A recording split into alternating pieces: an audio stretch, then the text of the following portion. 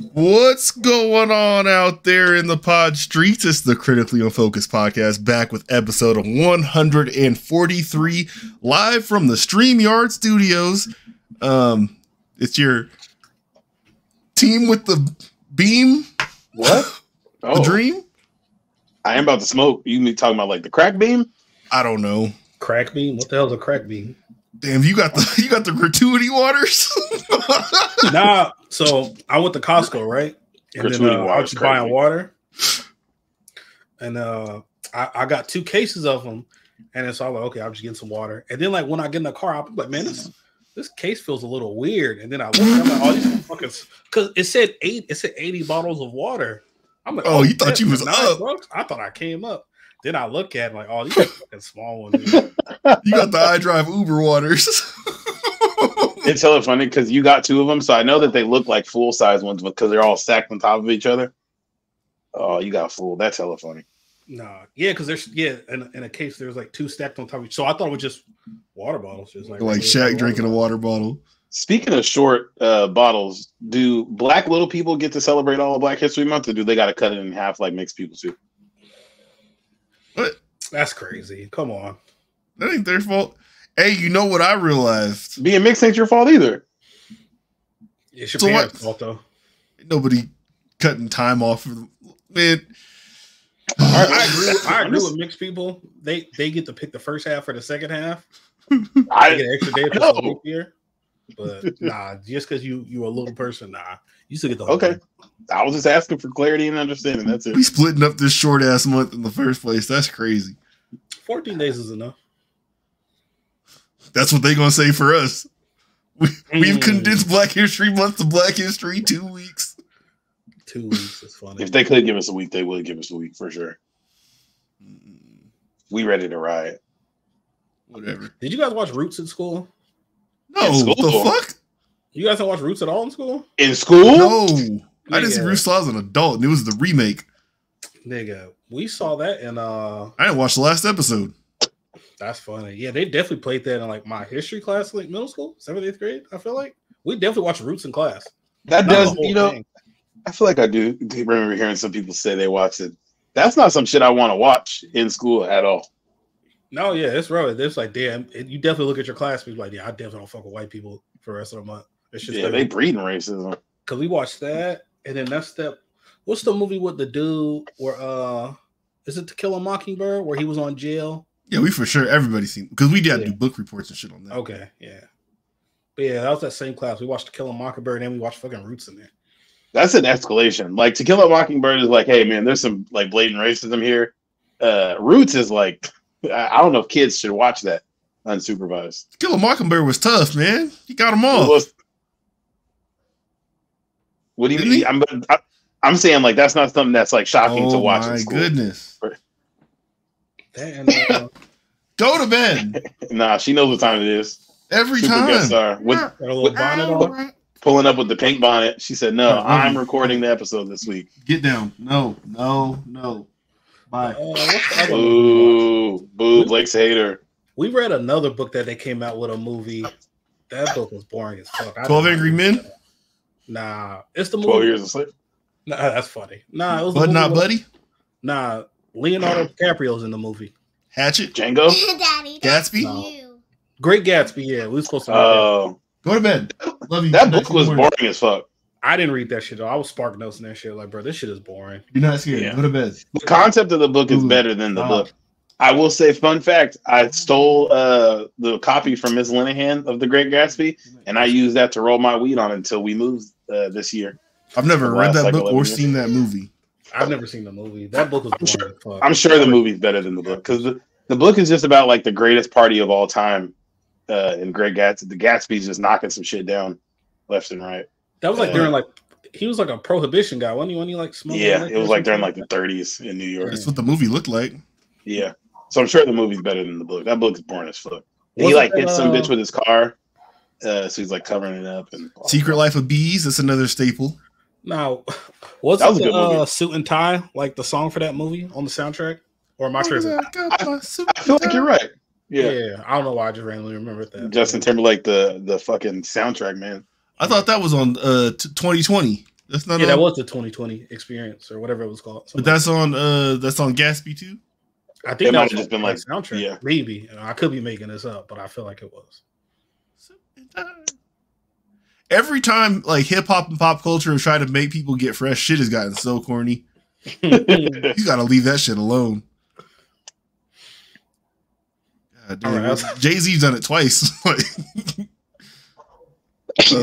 And he's always the least fresh nigga ever.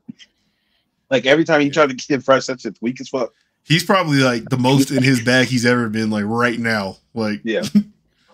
He just looks like Cam Newton with better fitting suits. Speaking of which, hey man, I think Jay-Z stole that hair. But I don't like any of you niggas enough that if one of you guys was like, "Hey, I'm about to go swing on Cam," that I'm like, "Bet, I got your back." I'm gonna talk you out of it. I'm gonna try my best to talk you out of it. I'm assuming if you bringing it up, you got something else going on. Like, nah, man, he did. Da-da-da-da. I'm like, okay, but he might have had a point. No, I'm gonna pull the video so we can react. If you haven't seen, obviously you don't use phones, computers, or internet. Cam Newton might be the most #1 pick looking gentleman of all time. The way but Monty said he hit this nigga with an Irish whip. Which is a fake ass wrestling move to hit somebody with. Oh, not the John Layfield Bradshaw. And I'm mad that people keep saying that he got the top hat with the feathers in it. He doesn't have the top hat with the feathers in it. He got the top hat with his hair hanging out the top. That hat was muddy too. He buys it and goes snip, snip, snip, snip, snip. Yeah. Cuts the top out. Somebody said Cam is the first nigga to definitively win a fight without throwing a single punch. Because all he doing, look how you grab him, man. Get your ass over here. Ugh. No, that hat didn't move at all either the whole time. Look how he got my man. He's just yanking him. And he's got another one in his arms. He got one man in a reverse headlock. He dragging another nigga by his hood. And nobody has any leverage on him. Only thing that makes sense is the man that's hugging him is trying to break it up. I didn't consider that until right now. Which I don't think is. He might be. That's the only thing that makes sense is that he's trying to break it up. But then again, I think he got the hoodie onto the ops. That's one of the players, probably. Yeah, this dude in the white comes in and throws a hard ass punch, and I think he might have socked his boy. I think he hit his homie. Or that security guard. That's like I think he hit the dude with the red. No, I think he might be with Cam and he hit Cam on accident. Yeah, maybe. Oh my god. What a mess. My favorite thing during any fight in a public event is the people in the background yelling, "Yo, chill, chill, chill." Because you know what I'm going to do? Is chill. Look at my man sweats, though. Like the Saints alternate pants. These are kind of crazy. He's wearing like a Navy. He's wearing these over like some Allbirds with a Bill Belichick. He got a mid-calf zipper on the inside? Yeah, that's crazy. Who is that meant for? Who's the mid-calf zipper meant for? Him and his wife share the pants. That's a big ass police officer. Hold on. Someone got on the Travises in there, in the mud. Yeah, you know their shit's fake as hell. Yeah, Cam whooped these niggas. It doesn't make any sense. This sounds like when you fight a group on Sleeping Dogs. This image right here. That's exactly what it looks like. I know you guys seen the video of the dude in the dreads. He's talking shit about Cam. He was like, "Yeah, y'all non-throwing Atlanta hero quarterback can't beat me." And then an hour later, we see him actually beating you. It's nasty work. You guys see him doing that interview when they was talking about the TSP shit? You could tell the niggas was lying. You could tell the niggas was lying. Yeah. Wait, bro, he was copping please. They're basically saying that guilty here because it's like the first thing you do is try to go on like a radio and do an interview and explain and talk about Cam Newton was being a bully, and all this other stuff. When it's they're like, yo, kids and charity. He's always hating on us for no reason, and the only reason this happened was because he was telling my boy that like we're the only reason. He's the only reason we have any clout or anything like that. It's like, but I just seen a video of you talking shit, and I haven't seen any videos of Cam talking shit. So I feel like you're wrong. I think it's incredible. Your hands absolutely can lie to you. Like they can corrupt your mind and make you believe that you can do things you can't do. Yep. Especially because like Cam is a very large man. These are some like decent sized dudes too. So they probably done whooped on something before, and they're thinking like, man, this nigga ain't on shit. He was on shit. He was on a whole lot of shit actually. Yeah. Played NFL football like more recently. 6'5", right? He's probably like 6'5", 240, some shit like that, maybe. That's probably 240 when he played. Yeah. Probably bigger than that now. Probably bigger than that now. For sure, 6'5". Been drinking cognac and smoking cigars. Yeah. Dog, getting beat up by a nigga that got his dreads hanging out of his fucking Abe Lincoln hat is so crazy. That is some nasty shit, dog. Like, his hair bobbling around at the top of the fucking Future hat. Dog, that hat did not move at all. No, it didn't. Not an inch. Not an inch. I think this video is one of my favorite things that happens on the internet, specifically during football season. I feel like shit like this always happens on a Sunday morning. Like the shit that just keeps us, like Montgomery Brawl, Sunday morning. We wake up Sunday morning. The first thing I see when I wake up Sunday morning was people talking shit about Cam Newton. I'm like, I don't understand. And then you see him just dragging niggas all over the place. This is a beautiful way to wake up on a Sunday morning. Spend your whole day in memes. It's great. Cam Newton, undefeated. Yeah, I need to see him. I need to see him do one of them celebrity boxing matches. Let me see Cam Newton fight Le'Veon Bell. Let him fight Rashawn McCants. Oh, okay, that might actually be a pretty. He's put on a lot of size in his post career. I know he talks a lot. A whole lot. I've never seen. I don't listen to that show, but I've never seen him say something I agree with. It's impressive. He finally took the crown. He was a writer on Ballers. I've never signed to Rashad McCants. Not Rashad McCants. You're Rashard Mendenhall. Rashard Mendenhall. Yeah, never mind. I think Rashard Mendenhall was the creator of that show, wasn't he? Or like the executive producer? He was something up there. He's definitely on the board. I feel like that was like his idea. The baller board. They need to bring that show back. Yeah. Dog, I want to do a rewatch of that. Do like a watch along or something. That show is fucking phenomenal. It's the best show ever, and it's the worst show ever at the same time. I don't know if they can bring it back, but they definitely they could do other stories. Like that team could do other stories within the sports management world or sports world period. My favorite thing they did on there was like create these like plot points and like sub stories, and then like the season ends, they just forget that shit even happened, and they never answer the questions. I remember when like what was Rock's character on there? Spence, right? Spencer. Yeah. Remember when he was having to borrow money from his clients, and he was dead broke. And then at the end of the season, but hey, we want you to become owner of the Chiefs. Can you buy them? It's like, what the fuck? Like, what happened? Yeah, they would for sure like get you real. Like he was addicted to drugs for a hot minute, and then it just like stopped. They don't have like a conclusion. It's just like he got his hip worked on. Isn't that why he got addicted to the drugs? No, because he never got it worked on. That's how come he got addicted. It was like bone on bone in his hip, so like he was popping pain pills to. Dog, remember he was just chewing them? Yeah, like he was just driving. He was going to work. Yeah, I was like, God damn, you could chew up a pill like that? I was like, holy shit. You're right. And remember when he like linked up with like his old girl or something like that? Like, he like tried to trap her, was talking about let me nut you. And she was like, excuse me? Like, yeah, you should have you remember that? Yeah. Yeah. When he was like, yeah, we should have a kid. She was like, no, I'm not interested. He was like, come on. But the girl he like would have messed with the whole time? Nah, it was just no. He kind of just caught up with her again. Oh. And then it was just hella random. Yeah, it was like because after that happened, I think he was because remember they were trying to buy the Raiders at one point, right? Or get in with the Raiders or something like that. Yeah, I think he ended up buying the Chiefs. Remember that Uber or the driver he picked up the old black dude that was just clowning him? That shit, yeah. I feel like it was like right after that. He's like, man, you ain't got no family, no kids, nobody loves you. I was like, man, you just killing this nigga in the backseat. So unnecessary. Hook him up. Killing this nigga in the backseat. Shout out the Ballers, man. Hey, yo. Killing this nigga in the backseat's kind of crazy. Yeah. That is kind of crazy. What the fuck? Or literally kill someone. Not as crazy as y'all boy A-Rod trying to get casted on Ballers. It's one of the football players. Look at baby, I'm man. This nigga look like Tiger Woods. A-Rod look like Tiger Woods. Like a sim. Listen, he does look like a sim. That's funny.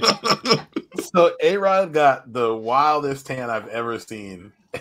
He popped out of the basketball game. People were like, is he okay? He said I fell asleep on the beach. All right, everybody. I know that I'm dark, but I am Dominican. I know that I'm dark is a crazy. I'm not black. Dominican, and I went on. But I am Dominican, and I went on vacation, and I fell asleep. Oh, the trick in the book. Hey, I know a nigga when he's lying. I fell asleep in the sun. Lying. Everybody, calm down. Tranquilito. Suavecito, mi gente. Yeah.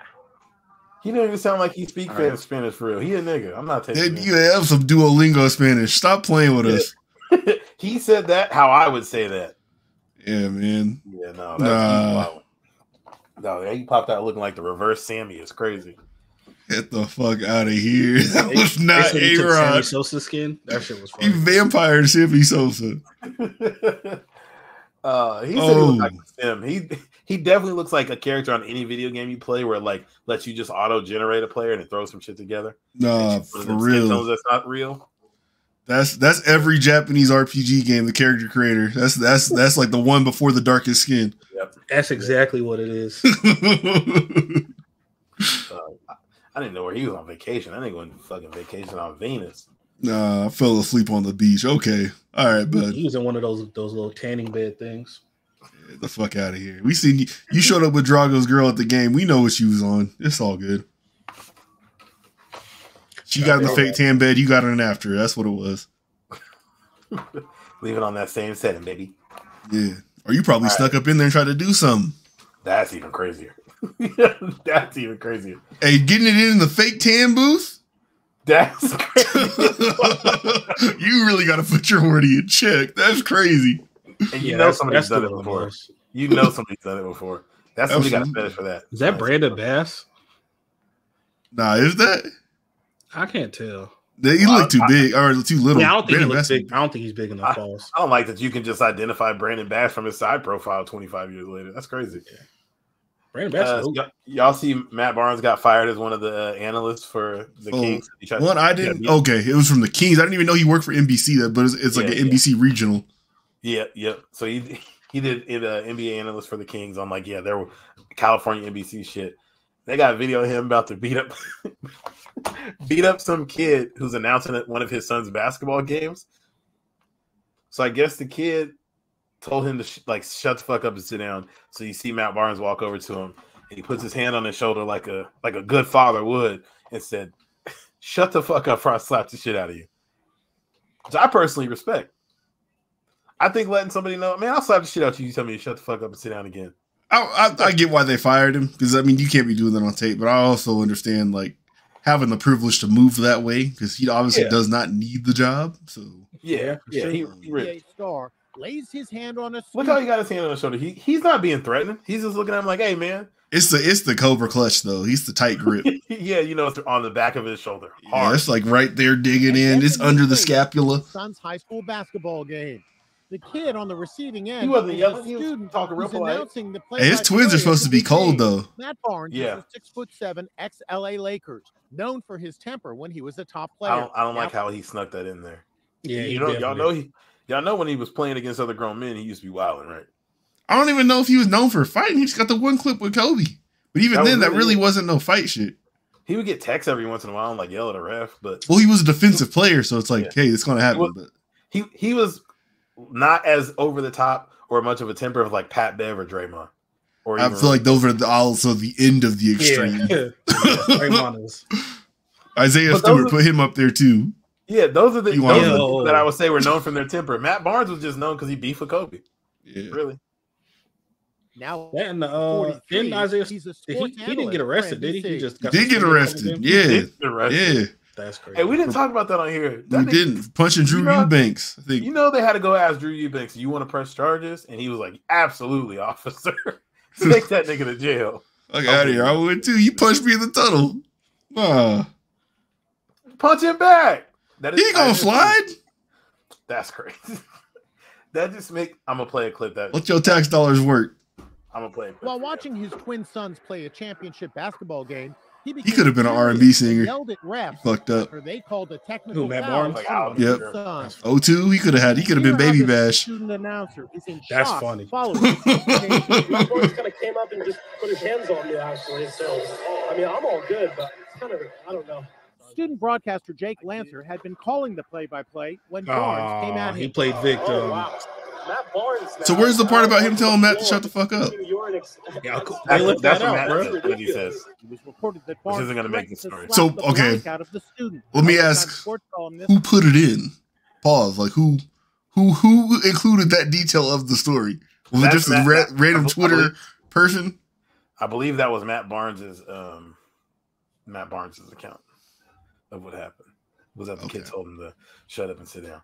But it is confirmed that Matt Barnes said, "I'll slap the shit out of you." Eric Sondheimer was at the game. Like This is a high school student. The fact that he touched I don't think touching the kid.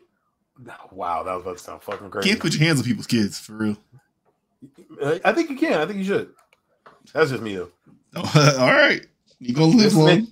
This makes me think of this video. They don't believe A police presence. Oh yeah, I forgot about that. Yeah, that's the thing, man. A lot of these motherfuckers like multi-millionaires. They ain't really trying to fight like that. Some will though, but they ain't really trying to fight. Especially like the star players too. Because if you punch somebody, you got to use your hand, and your money makers are your hands, man. And rewind that a little bit. Whose stat line is that? 11 points, 12 boards, 4 blocks. It was hooping. 29, 10, and 6 for Big Blake Griffin. Oh, Wesley Johnson? Holy shit. That's the best game ever. He was so nice on 2K. Oh my god. Especially when he could shoot a little bit too later. Yeah. That little dunk symbol by his feet. 21, 17, and 4 from Dwight. Oh wow, Marvin Williams. Marvin Williams, 5 and 6 from D. Kimball with good knees. Because Tack throwing the papers during this kills me every time. Look, this game got Tobias Harris paid 26 to 3. Look at moving. Oh, that's the Detroit Pistons, Tobias. It's Smith. Double. Anthony Tolliver was 17. Good lord. 5 for 6 Chris Paul trying to beat me up. Call the police. Chris Paul trying to beat me up. Like, it kills me every time. I think that shit at work when customers be getting mad. Call the police. Jimbo trying to beat me up. Oh my god. Oh, good Lord have mercy. All right. Hey, hold on. This is about to be some hate you about to play here. I don't like this. I know what this clip's about to be. Anyway, it's helping me prove a point. Let him play. At your expense. Let him play. Monty Williams, they said he got fined with like $30,000 or something like that because he good. He cooked the rest for he about to be getting paid and be at home after this year. Blake, look at the angle of this play and look at where the ref is at. It looks like that gentleman, Asur Thompson, is fouling Dante DiVincenzo, White Dante. I don't like that. They're about to hit this nigga with one of the Dudley brother moves where you like throw him in the air and then he comes and RKOs him over the table. I feel like Asur Thompson's the only one making a non-basketball move there. No call. You're right. Yes. Enough's enough. We've done it the right way. No, you haven't. The league. We're sending clips. We're sick of hearing the same stuff over and over again. We had a chance to. It does got to be hella frustrating and annoying to like hear the league office say, "Hey, we got the call wrong last night." Hella times. Like they've done that to them multiple times. That's got to look how Asur Thompson stops in his fucking tracks. Hearing the same stuff over and over. This is fourth and 1 on the goal line. We're sick of hearing the same stuff over and over again. We had a chance to win the game. Out there. Hey, and got dove right when they changed the rules about how you can contact a receiver in the NFL, I think it was like the Ravens played the Jets like on a Monday night, and Ray Lewis hit, I think it was Dustin Keller, the tight end from the Jets, just like that over the middle. And everyone was like, "That's how you do the clean hit." Yeah, Dustin Keller, what a name! Yeah, fucking ACL doing that into Asar's legs, and there was a no call. That's look at my man with the sweater. It's a good. The reason I brought this up was I feel like fans for sports have always complained about refs, but I feel like the last 5 years that I can think of, maybe a little longer, it's been like several times a week. Every sport is like, hey, look how fucking terrible our refs are. How do you miss a call like this in like the crunch time of the game? It would make more sense if you called it to stop the play and then you're like, okay, never mind, it's not a foul or whatever. That's a crazy call to miss. So I do have some insight into this, not particularly that's going to make this situation here easier to understand, regardless of how you feel about it, but just NBA refereeing in general this year.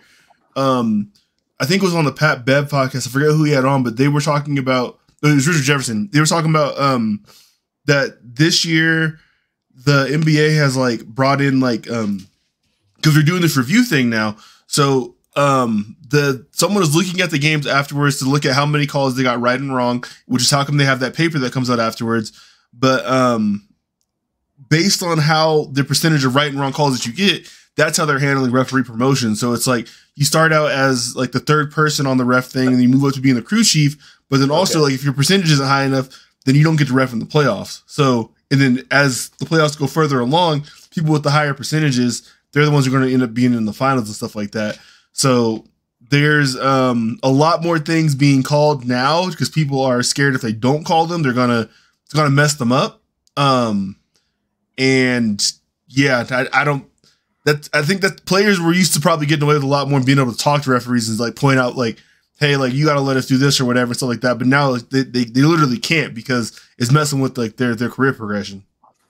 But like, doesn't this play count against him when you miss some shit like this? It's like, hey man, you like, gotta call. I'm saying outside of this play, like this is not going to help the understanding of this play here. Okay. But yeah, I guess that does make sense. Where like sports are seeming to like, well, I guess with the NBA they are doing more to I feel like get the refs to get it right, but instead of like getting it right, they're just like, nah, I'm not gonna call shit, or I'm gonna call everything and can't.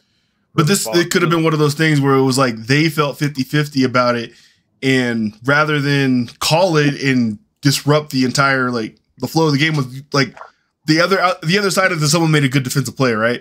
And you call it and you take that away, then like you give the game away. So what are you gonna do?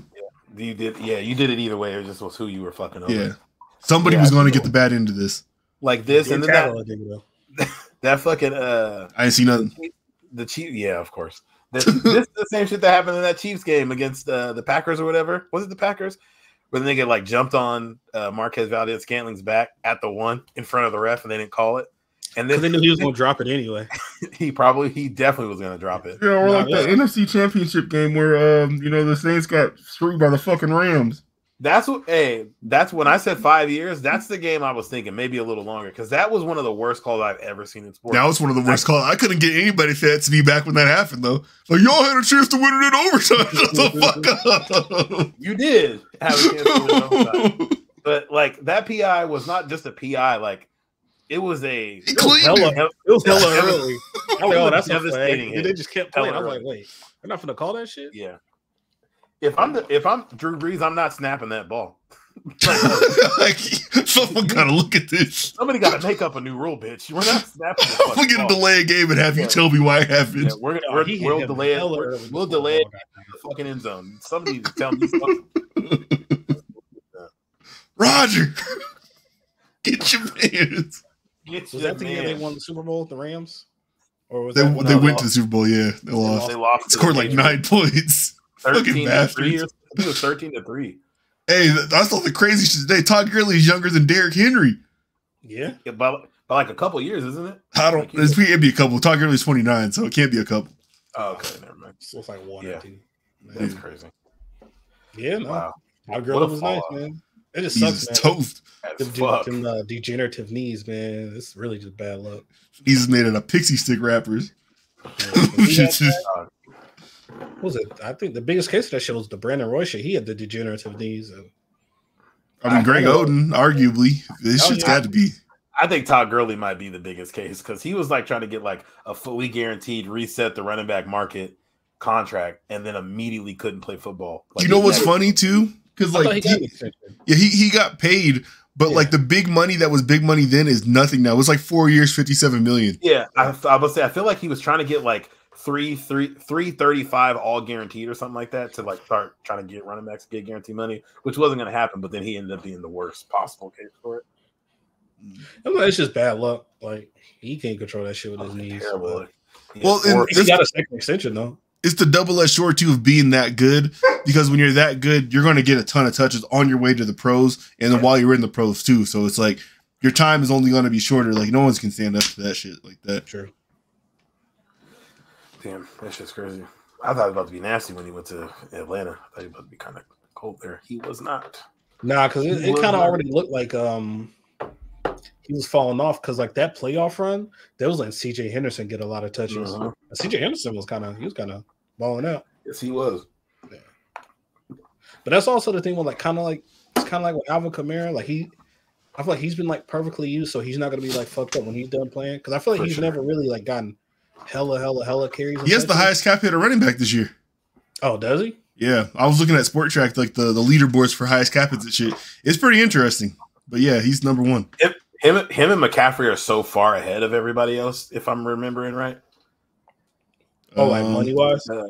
Yeah. I think McCaffrey was too, but I don't remember. McCaffrey is I know they're one or two. Yeah, McCaffrey's like 16 million a year, and Kamara's like 23 or something like that. Kamara's at 18 this year. Okay. Hold on, I'll go. I just look salary rankings. Okay, cool. Yeah, I think they try to. Alvin Kamara has a total of 1,800 touches in the league in the NFL. That's really small, huh? Which it seems like that's Derrick Henry in a year and a half. Okay, this is better. If I go by position, running back update. Yeah, Aaron Jones is number 2. 17.5. Oh wow. Nick Chubb's 3, which hopefully he's playing next year. Oh, McCaffrey's like 14. Yeah, seems like a fucking steal. Yeah, seems like a steal.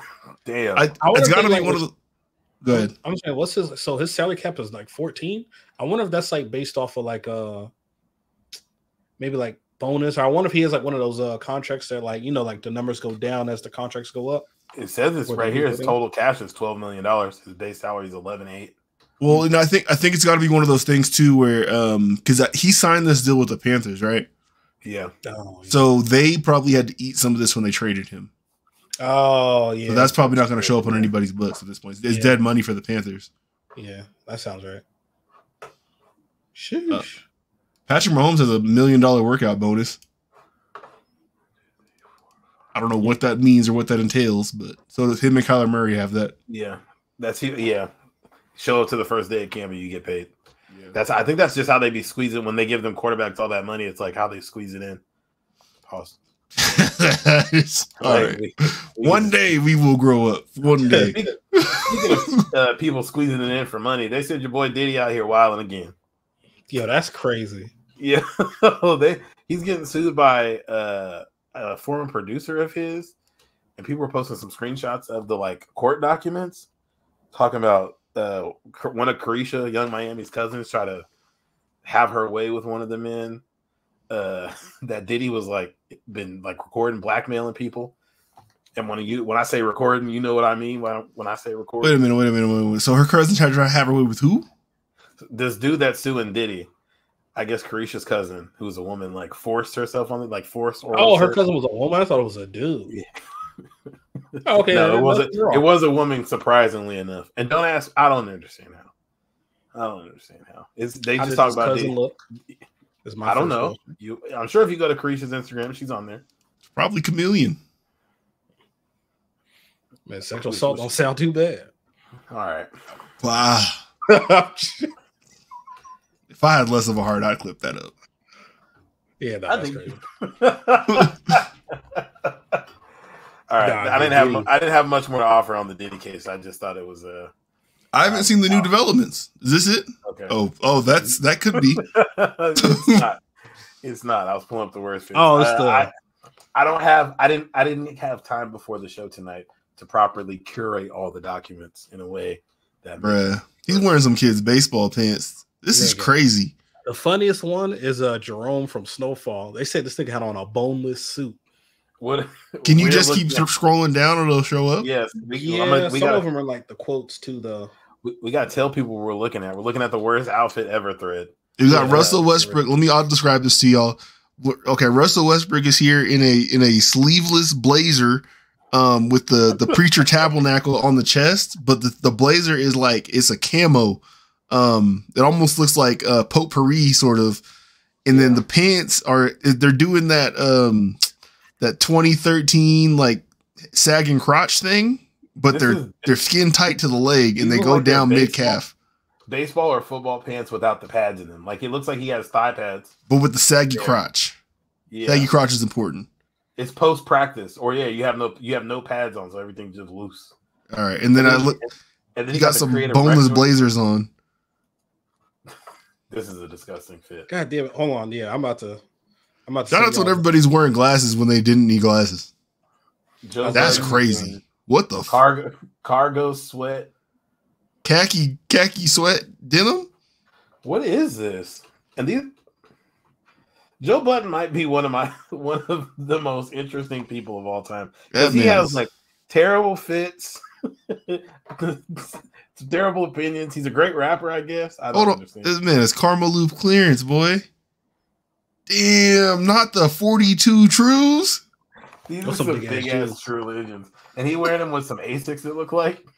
And look at the form. And a studded. Why was Getty in the building? Okay, this is drip. This is drip. Nah, they hating. This is drip. See, at the Grammys, he just looked like a Kang the Conqueror. Look, he got his phone in his sleeve. That is kind of crazy. What is that nigga wearing? He's one of the people from Game of Thrones that had them masks on that couldn't talk to you. Yeah, man, that's hard. Oh, all right. Okay. This right here, why? Yeah, this is why he couldn't be a Spider-Man. Why do these niggas never have socks on? What is the shoe game is always killing me. He went to the casting and they put that picture on the table. Ooh. I just put the Jerome suit in the private jet. Little baby got on a the watch is over the sleeve. That's Frozone. Fuck. I didn't even notice that when I first seen this. This is a dry fit Prada shirt.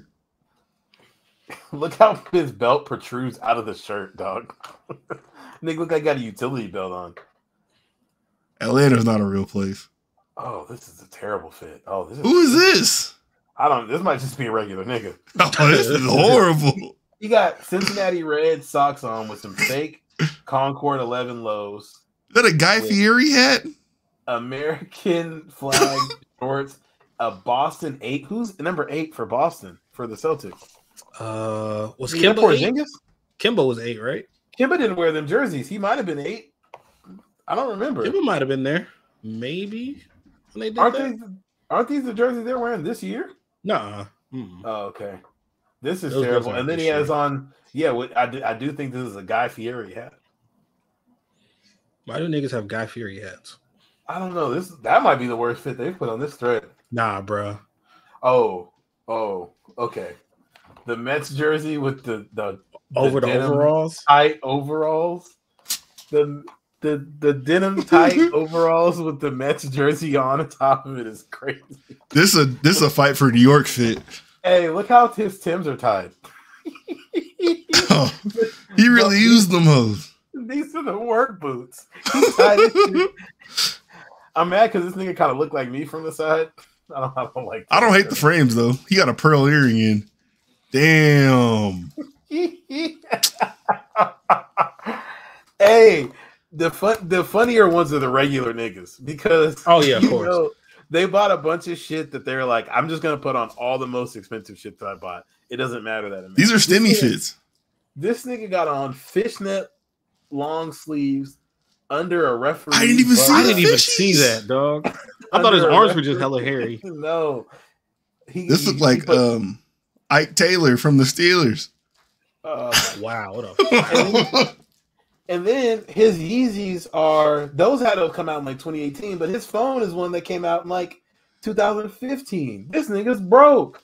This is Ice from the Joe Budden podcast. Oh man, these things are terrible. All right, let me look at the one that Jamal sent us. Hold on. That's the Jerome one. Hold on, what's off? Okay, damn, I want to see what's down there. Oh, okay, this is done. That's not related. It's related, all right. This is. Woo! Is it Dolce undies in the? This is Atlanta. She thick as hell, but goddamn, she wild. Oh, sorry, I could have just switched it over to a different way. Hold on. This Jerome fit is crazy. Yo, that shit is nuts. This nigga that's tough. This nigga got on a chandelier fucking trench coat. Nigga, that's tough. Nigga, they cut a part of his jacket and put it on his calf. And it's hanging by pearl. Nah. Look at the boots though. That shit is terrible. He got on leather pants. I can't tell if those are leather pants with regular boots or thigh-high boots. Dog, he dressed like someone you fight in Devil May Cry. This is crazy. Being able to put your hand in your pants pocket through your jacket is fucking insane. Oh. A nigga could handcuff him to his own fucking jacket. Imagine like you a fashion designer, you spend all your time trying to make serious clothes, and you just make that on some whimsical shit. Like, nah, I need that. I need that. That's the nastiest fit I think I've ever seen. I kind of want to look at a couple more of these because this is fucking insane. You guys know what it is when we're talking about pictures. You got to go check out the YouTube this week. Yep. Lizzie McGuire. No hate. That ain't Lizzie McGuire, nigga. That's the that is. That's the shit from Sweet Life of Zack and Cody. No damn. Same girl. She is not Hillary. That's Lindsay Lohan's mom back there. I do remember the era where girls were wearing jeans under their shorts and like dresses and shit. It's modest. If you ever meet any young girls from that does like ring a memory. This is how never mind. This is how the girls were actually dressing.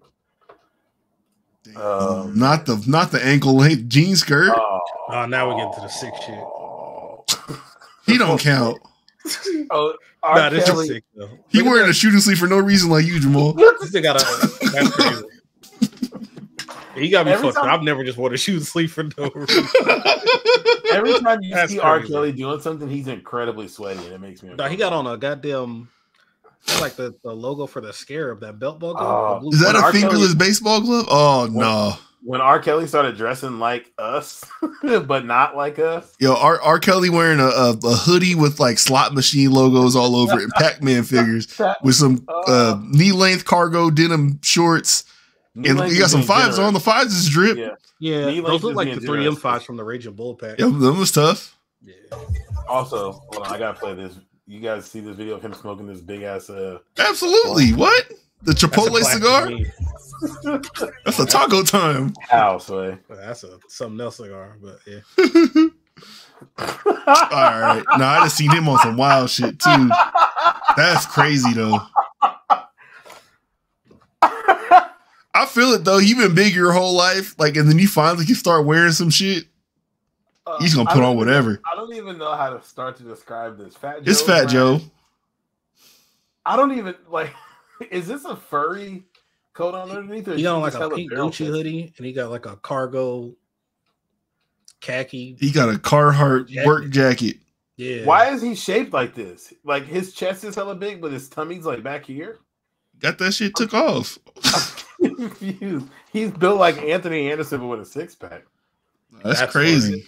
Yeah, these boots are fucking crazy. You wear them shits outside, you get a rain right in your boot. Fat Joe gotta be too rich to be dressed like this. This is bullshit. Nah, he just bought them Trump sneakers. And them shits aren't even like made yet either, right? Yeah, he got them though. Oh, yeah, we ain't gonna. We don't do rats. See, this is what Joe Budden dressed like a nigga who like had like not a lot of money, but like I got good job money. See, but this is how I know. Shit? There's a poison seeping within our culture because Lenny Kravitz wore this same scarf and nobody flamed him up for it. Because Lenny Kravitz is a different type of nigga. It's expected for Lenny Kravitz to dress like that. He's a different type of nigga. Why won't you allow Joe to be that? Because he's not. I've heard him speak. You having multiple garments on that go like below your waist and they're tops? It's crazy. I didn't even notice that. That's crazy. You got 3 of them shits on. Oh yeah, this got the scarf. There's another sweater. This sweater. You got to take a shit in a hurry, and wearing this is trouble. hey, he got to like lift his jacket up. Oh no! You can't go to the bathroom wearing that. Hey, either of them, really? Yeah, for real. He got to put his trench coat around. You got to clear the way. To wipe his ass. Yeah. Oh shit! You got to bring an assistant. You know, you just got to get stain on your jacket. Everything that Kanye's wore for the last like 5 years. All right, he's trying to get right here though. I can't use this to judge. He's trying to get right in what way? He just wears this all the time. People wear them at the gym all the time. Kanye's wearing this most of the time I see him out now. He's always trying to get right. Yeah, dog. Wellness is life. He's dressed like a cult leader. He's about to start having also true. Walk around dressed like this. I don't like this. They got ninja boots on. The album's fire though. Woo! Oh, is this Miguel? Bobby, hey, he dressed like a Starlight from The Boys. No, this is what Zordon be wearing when he laying in that tube. He can dress like a Power Ranger. I don't know if I hated the era of niggas wearing the like super high shoes or the current era where they're like wearing hella bulky running shoes. Look at my girl's hair over his shoulder though. Why is her shit like just so parted in the middle? Yeah, that's a lot of forehead. It's a lot of forehead, Sean. A lot of space. She's talking to David Ortiz over there. This is a cheat code. Yeah, he like a. They said he looked like the the SSX Tricky. Oh no! Yeah, what the fuck is this? something diabolical. Hey, Vic Mensa, the Marcus Houston like, he stole this see, swag. This is why I'm kind of like, I feel like Vic Mensa is a different type of nigga. He can wear this. He dressed like Granny's good couch. Don't worry about nothing. Who's that? Oh, I don't know who this is. That's Azalea Banks. Is it? Oh, okay. I only ever. She did not lotion her butt before she wore this. Yeah, she looked dry. She wore a denim thong out, but kept the pockets. Yeah, I didn't even see with the puffer. Is the Canada Goose? That's what. All right, man. She need to lotion that butt. What the fuck? That Big Sean? Nigga, no. Kind of look like it. No, I don't know. Oh, my fault. Sorry. Who that is? Oh my God, Blake. Is Drewski? No, this is some random nigga on Twitter. He has some of the worst fits ever. He'd wear fits like this, but he'd wear like some cleats, not like, oh, I'm wearing Jordan 11 cleats, but he's wearing like the lineman cleats. I'm gonna give y'all the breakdown right here. My man got on a Subway visor, the Brett Favre jersey, looked like some stretch jean shorts. They're stretchy kind though. They're not normal. He got on the Godfather socks, and these might be some Steph Curry's on his feet. I don't know. God, I don't remember this dude's what are her and names? a Bolex. He had like on the wrist. Wearing like a fucking Kyle Bowler Ravens jersey with like actual football pants. That's tough. Yo, shut the fuck up. Hey, if Steve McNair Ravens jersey be tough though. This is a classic. I'm gonna keep it a buck. When he first wore this, I didn't hate it. Also dressed like Randy's good couch. Marcus Houston in the see-through, looking like the Forces. You feel me? If you know, you know. That's how he attracted his 18-year-old wife. She was 13 at the time. I thought, or something crazy. This is legendary though. This is in the rafters. So we got Joe Budden in the shirt Z. It's a hockey basketball jersey thing he got going. Yeah, he's really in this thread like hella times. And wearing two different teams in one fit is crazy. Yeah, he got a Yankees fitted on with the Rocket shirt. Like 8 1/4 fitted on. I wore that to watch the throne though. I'm not gonna lie. I wore that same fitted, not the shirt. Oh, okay. I thought like fitted is fine. No, you can't find this. And he's wearing a hoodie underneath it. Yeah, you can't find like that shirt. A crew neck hoodie. Oh, and then this is your boy Joe. This jacket is crazy though. Boo. Oh man, I hate that it says the quotes are wild and we can't look at the quotes. Oh, how do you get to them? You were telling me earlier. Oh Lord. Oh boy, we've gone into the depths. The algorithm kicked in.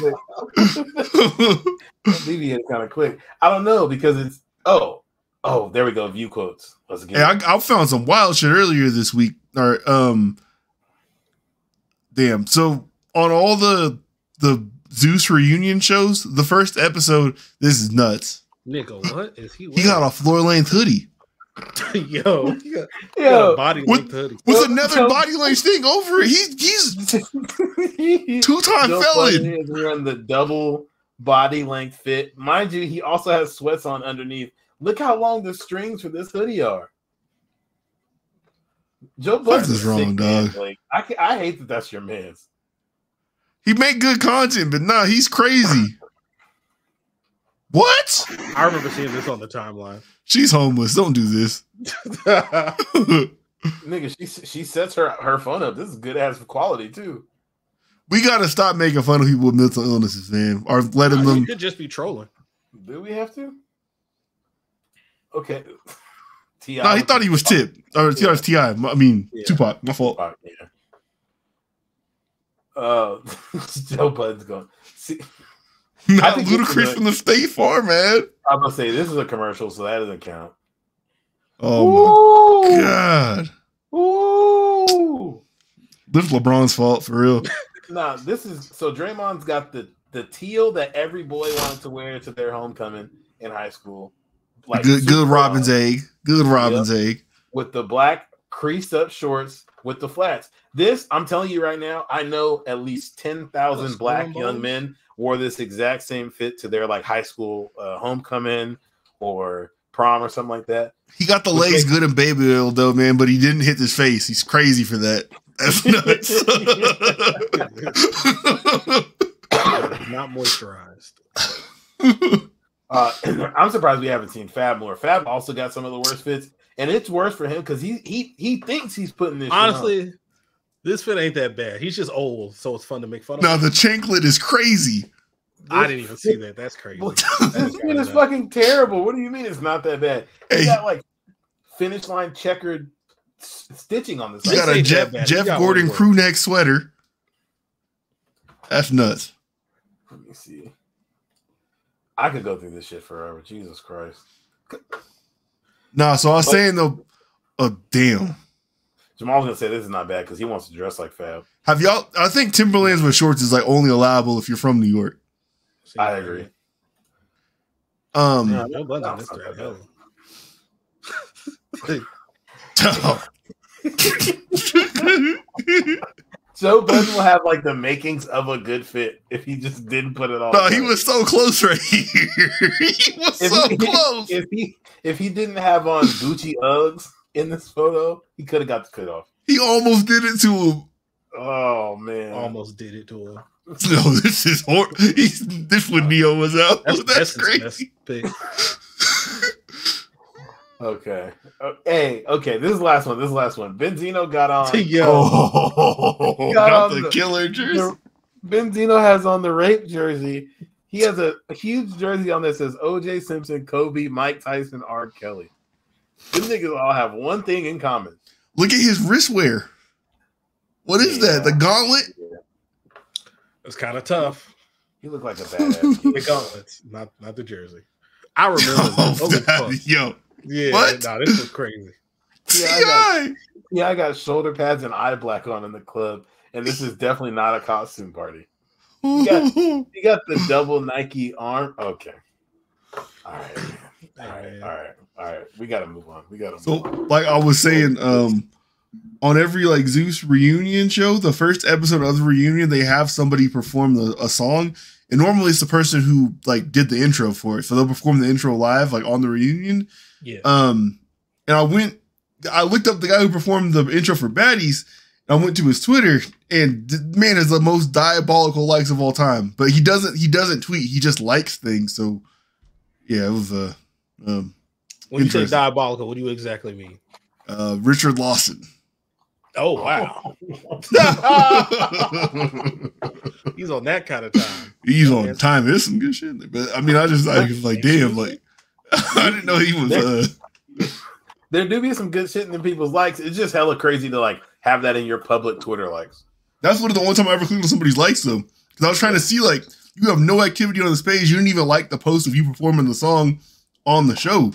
Like, that's a big moment for you. Was the song fire? Is that why you wouldn't look him up? I had just never seen the dude before. It's a white guy. I was very surprised. I see how that could raise some curiosity. I was not expecting that. Yeah, so I was like, okay, man, like this is your big moment. Let me see what else you do. Like, that's what he does. It's like who knows what. Getting the beats in. Wasn't like Doc Rivers liking some shit like that too? Doc Rivers, they got him and he got a job. Doc Rivers, it was a couple. Doc Rivers was going crazy on the line. He had some flagrant shit in there. Some nefarious. And it was like they caught him, but you could tell he didn't know how to like go unlike it, so he just stayed up for like 7 hours. And it was some shit that he had a search for. It wasn't just like, I went onto this porn page. He was searching. Nah, it was something. Which, hey, I don't blame him. Twitter got some good shit. Yeah, man. One day this earth will be purged.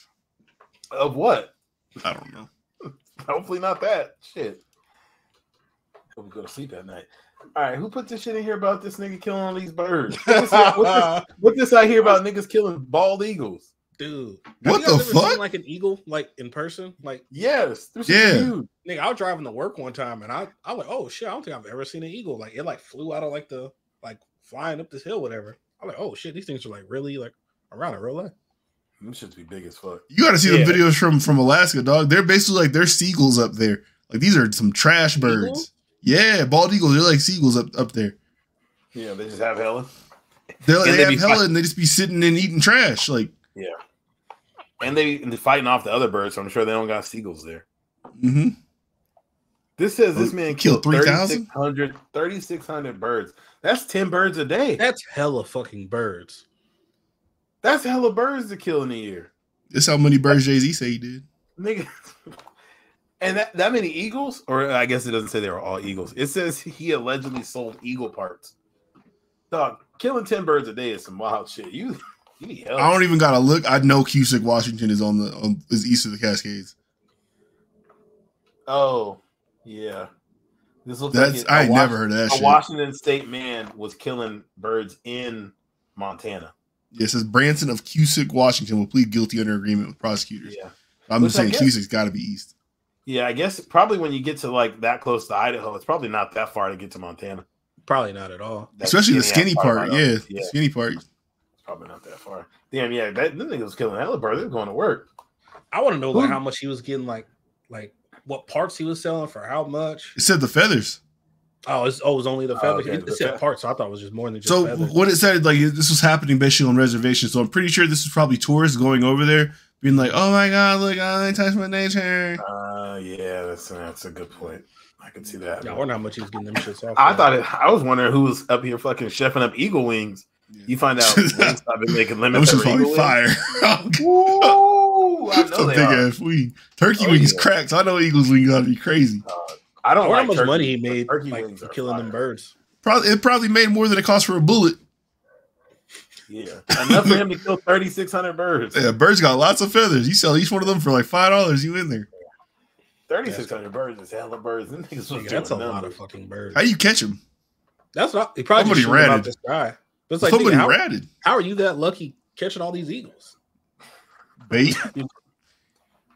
Put a fucking pile of hot dogs out there. Because there's probably like days where like, okay, I killed 14 eagles, only 2 today, 3 today, 12. Yeah. Like that's some Red Dead shit. He got a crazy scope. It was Red Dead achievement hunting. Nah, that's insane. Yeah, I wonder how many. Did it say how many years he was about to get? It probably would be a fine. You know, years. I could see that. They got 15 federal charges. Because yeah, bald eagles are a protected animal. Now that I'm thinking about it, it probably is going to be some good time. Just like Jam Master Jay's murderers, they got him. They said that was his godson. His godson and some lady, yeah, but they got indicted, I think, in 2020, but they got found guilty. So, salute, bye, you pieces of shit. I saw all my hip hop stars be sad, and I didn't know why when I was a kid. So, fuck you. Yeah, that is crazy. To like, I wonder what you could have killed him over. They said they didn't. They don't know. The witnesses didn't want to say much more than that, but they said enough to get these dudes like caught up. So it says after a form of revenge after a drug deal fell through. That's also rat. So actually, not only are you a murderer, you're a rat. Witnesses testified during the trial that Jam Master Jay intended on selling 10 kilograms of cocaine via Jordan, which was goddamn. Wait, via Jordan? Hold on. He's 40 years old now, which means in 2002, okay, I guess he would have been like 20 or like 18. He was pretty young to be. He was trying to sell 10 keys. Oh, he's trying to. He didn't like the cut. He was like, "Hey, I'm gonna need your percentage too." Yeah, so that's crazy. They always told us Run DMC was a good old fun hippity hop rap. They sure did. They sure did. They lied. Which I guess they really just told one of the niggas was a preacher, and they told what the other 2 niggas were doing. That's also a great cover for doing some crazy shit. I seen it on Power. It's a fantastic cover. That's true. Yeah. All right, so y'all fuck with Kellogg's, the brand? I do. Of course, they make smacks. Well, maybe not after today. Doesn't Post make smacks?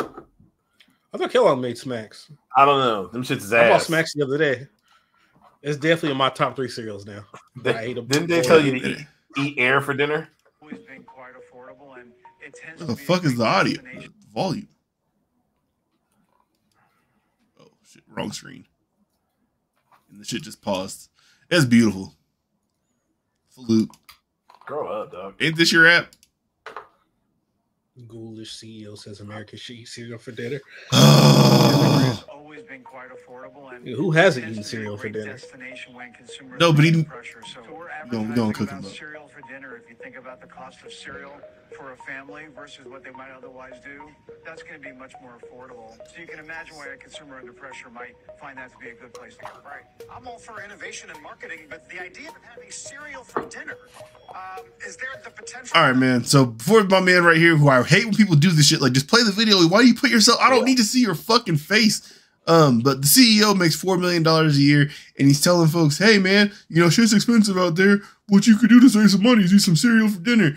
Mind you, he makes $4 million a year. His family is not eating no fucking cereal for dinner. Yeah. That is not a nutritious thing to eat. This shit is basically candy that we put into milk and told ourselves is breakfast. It's just bad optics all around. That's Kellogg. Yeah. Especially when you consider he's on here to talk about their stock prices being up like 14%. Yes. Like our stock prices are up. Well, why do you think that is? Because people are fucking hungry. So they're eating Frosted Flakes for dinner, which I will say when I was, like 8, I would for sure, if my mom didn't cook something that night and I knew I had to go make something myself, I'd throw some Fruit Loops in a bowl, but I was also 8 and not really thinking about eggs. I'm an eggs guy. Yeah. Yeah. I didn't really care for eggs for dinner unless it was, anyway. Yeah. But like telling people like, hey, here's how you should feed your family is breakfast for dinner. It's kind of crazy. It's pretty fucked up. And then the dude asked him, you don't think that's going to land the wrong way?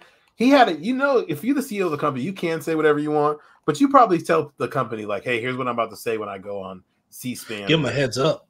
Yeah, you say something and they're like, oh, yeah, it sounds good. Just tell people to eat that shit for dinner. That'll be all right. Freestyling. Yeah, that's insane. Puffed corn covered in sugar. Eat that shit for dinner. I'm going to his house when the purge hit. Make that nigga force eat some cereal. Dude, the purge would be so scary if that shit was real. Joel Osteen got some shit waiting for you. You go to his house. He got a private security team or something. They just shot at his church. I don't think he got shit. Did they really? Yeah. That was last week, right? I think so, yeah. They blinkied up the church. Did anybody get hit? Or was like when it was empty? No. There were definitely people in there. Yeah, look, there's body cam footage.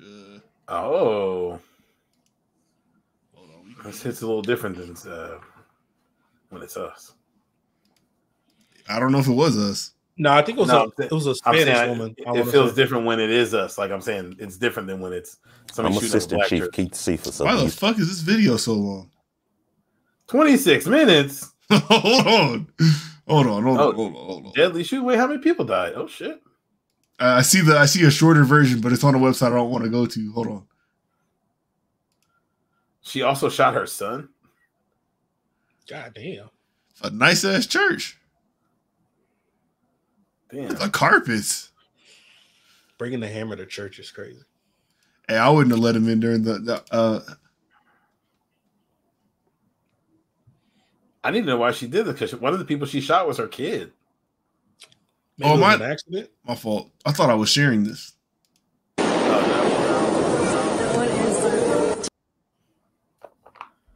Of course, when I go to oh my god. Tonight, new video Fuck of the technology. terrifying moment. It's embarrassing. It's a bad look.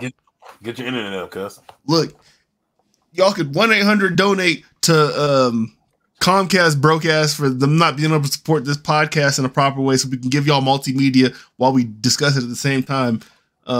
This shit wants to freeze. It's nuts. I pay for a gig up and a gig down. Clearly that's not what's happening right now. You're even watching the NBC video. You're watching their shit. It's true. You should get ultra fast. Motorola Anyway, solution. So people died in Joel Osteen's church. Nobody died. Shooting up places is it said the shooter died. Oh yeah, she got killed. Okay. It's a she? It was a woman. Yeah. Woo! Maybe so a couple weeks ago I made a suggestion about what we should do in America. I'll roll that back. Clearly y'all can't be trusted either. All right. Oh, one mistake? That's crazy. That's all it takes. That's what they do to us. It's a fact. That's a good point. That's a good point. All right. Y'all a fan of the Dave's Double, Frosties, fries, none of it? Chili. I fuck with the Frosty fries combo. Okay. Baked potato, spicy nugs. Spicy chicken sandwich? None of it? Damn, you Wendy's fiend, nigga. You can What have happened their to own Wendy's? menu. Even them hitters, they're gonna start doing surge pricing. They're gonna start testing it out. So like how Uber, like if it's popular in an area, the price of the shit goes up. Wendy's gonna start doing that shit. People start ordering the same shit in a bunch of one area. They're gonna just start testing that though. I just thought that was crazy. Like it's hot outside, folks is gonna want like a Frosty. Like so now you're gonna charge me like I don't know how much more, like $1 more. I think that capitalism is the single worst thing that has ever happened to humanity as a whole. Charging surge pricing for Frosties and fries is fucking insane. Smallpox was a thing. And slavery. The plague. I said no, because we're putting ourselves in these same fucking situations willingly. People are approving that like we put surge pricing on shit that used to be $1. Surge pricing? Are you fucking insane? Surge prices on like fast food is kind of nuts though. That's crazy. That's the craziest thing I've ever heard. I think normalizing having to pay to play your games online after you already pay for internet in the console is like one of the worst things happening to me too. But hey, I'm with you. All right, that's crazy. All right, just wait till the grocery store starts adding surge pricing. Hey, they do already. It's like holiday weekends when like they know like the 4th of July is coming up, so they absolutely do. I'm talking about. Oh yeah, they probably do. Huh? By the hour though. Hey man, it's 5 p.m. Everything's more expensive when you come to they don't get down to that, but I'm saying like if you ever bought roses around Valentine's Day, you pay surge pricing. Yeah, probably, yeah. But that's different. That's no, an it's not. No, that's an elective. That's an elective. That was a Frosty. The fuck? No, it's not. You just said it's hot outside. Nigga, I'm a bum. Not me specifically, but yeah, you get a bottle of water, put an ice cube, put it on your nuts. Okay, so because it's hot and you're poor, you don't deserve to taste anything good. All right. Absolutely not. Eat cereal. Blake, known oppressor. It's crazy. I stand on business. I'm not going to do this Tyreek Hill one because I just followed the last minute. It's kind of messy. The girl was just wild. Like, yeah, you can click it and look for yourself. Be getting ran over by Tyreek Hill. That's a different story. She's probably over there getting. Apparently, Cheetah. Yeah, Cheetah's a double entendre from what I've heard. Saying she broke her leg because they were playing like doing the Oklahoma drill in the backyard is hella funny.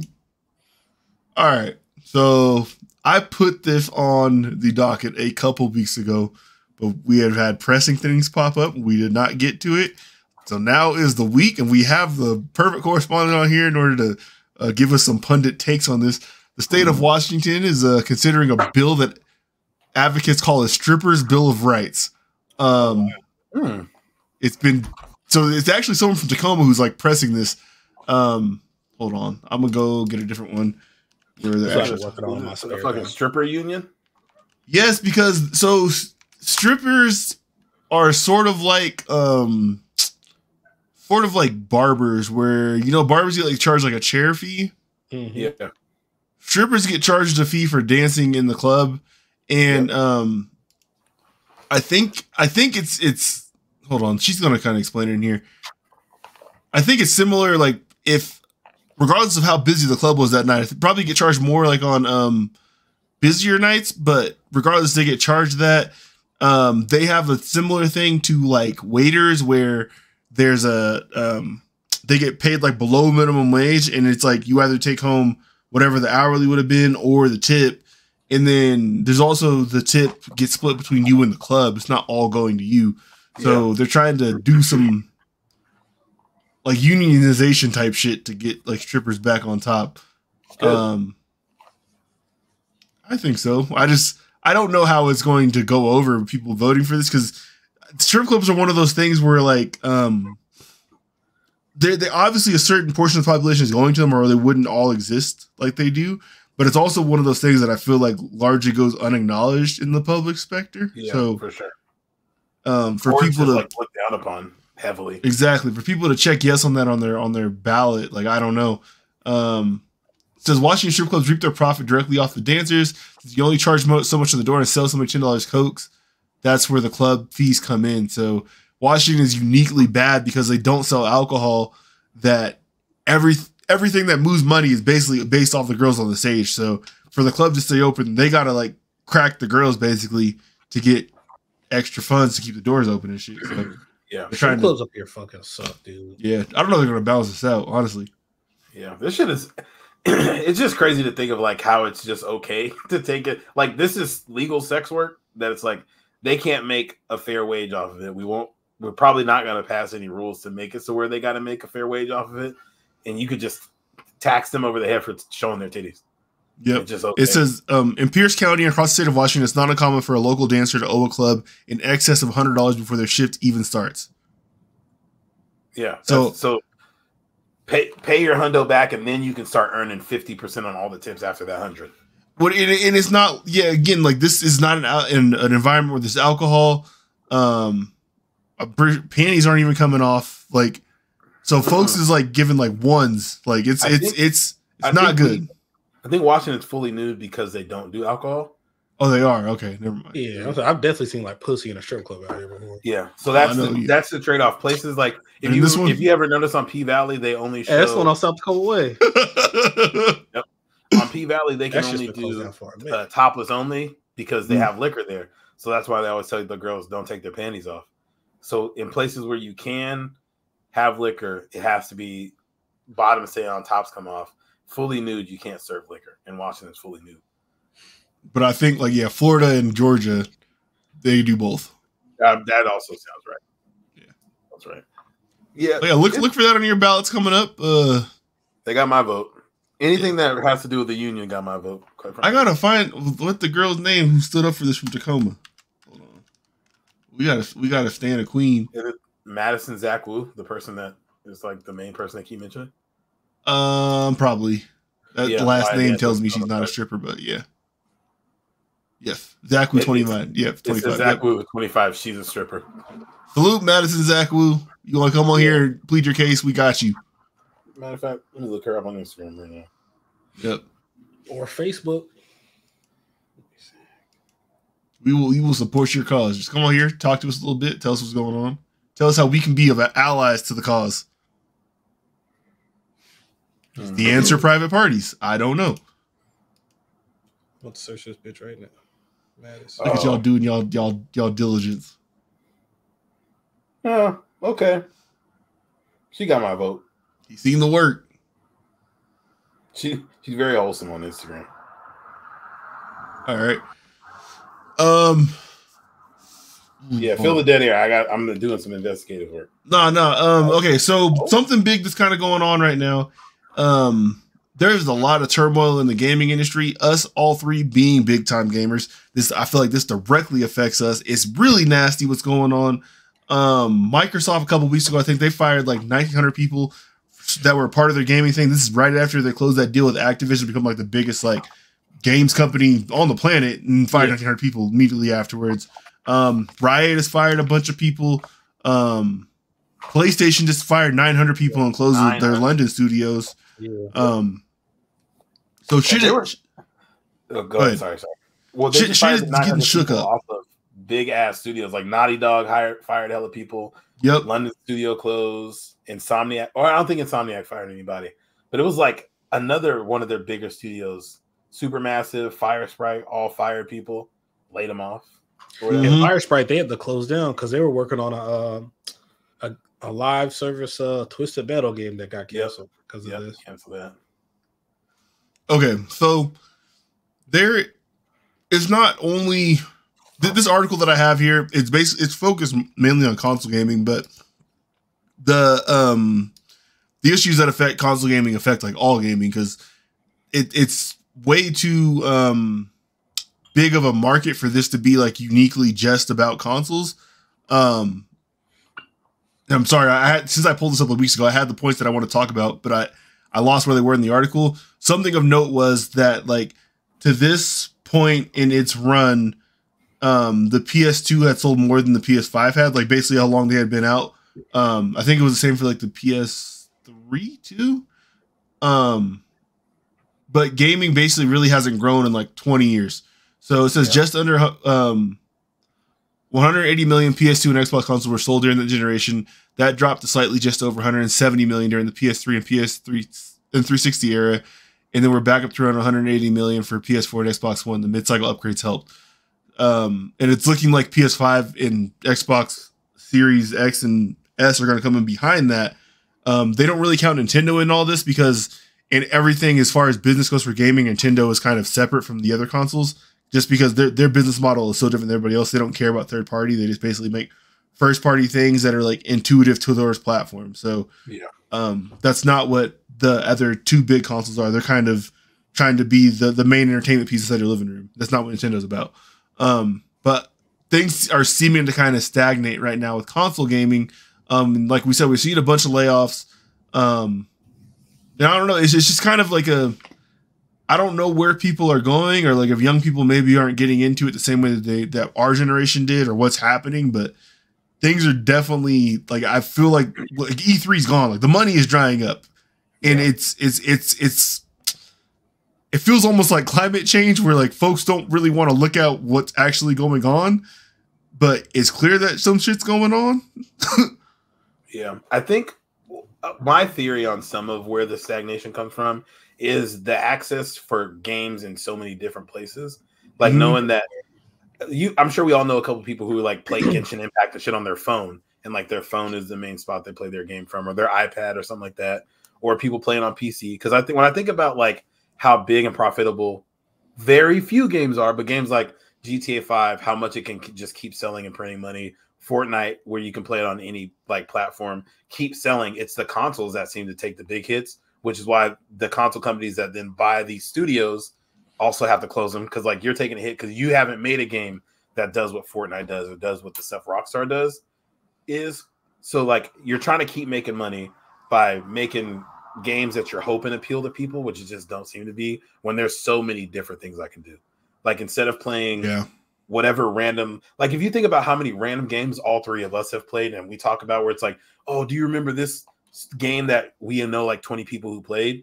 I feel like you don't really have many games like that, because it can be on your phone, or it could be on your Switch or your iPad or your Steam Deck, or like so many different places than just like having these two concentrated places to play games. Yeah, I think something else this article kind of pointed out too is that like this generation compared to like last generation, there's really nothing that is like uniquely different about what these two consoles do compared to what we were playing last time around. I mean, they load things faster, but other than that, the experiences that we're having inside these games, they're not radically different. And it's kind of a lot to get to people to pony up that kind of money to come over to these things. And like, you're not really like, what are you selling them on? It's like, they pointed out like in the past, like Microsoft tried things like HoloLens, Kinect, Smart Glass. Sony's had a couple things like where they did like the move sticks and all that kind of stuff, but there's really nothing like innovative about the current console generation. And I don't know. It's I was talking to my wife the other day. Like we like there was a moment in time where there was like a bunch of different type of Rock Band games and Guitar Hero and shit like that. Yep. And people had those sets and everything like that. And so for whatever reason, that just disappeared. But and now gaming has gone to this thing where it's a very much like you sit by yourself at your thing and maybe play with people online. But it used to be something that people came together to do like inside their spaces. And now like it's not that anymore. So it's like I don't understand like how what is your business model to keep selling this to folks other than just like that are already like hardcore gamers? How do you get folks into this to have it be a fun thing in their living room when that's not the experience that's available anymore? Like I don't know how that's successful. Like, innovation is key. Like when what was the console right before Nintendo did right before the Wii? That was the GameCube, right? Wii U. So it was. Oh, you said we get the GameCube before the Wii. Yeah, it was GameCube then the Wii, right? Mm-hmm. Like that was shit we had never seen before. Like it was like really small. It had like a small disc like the Wii.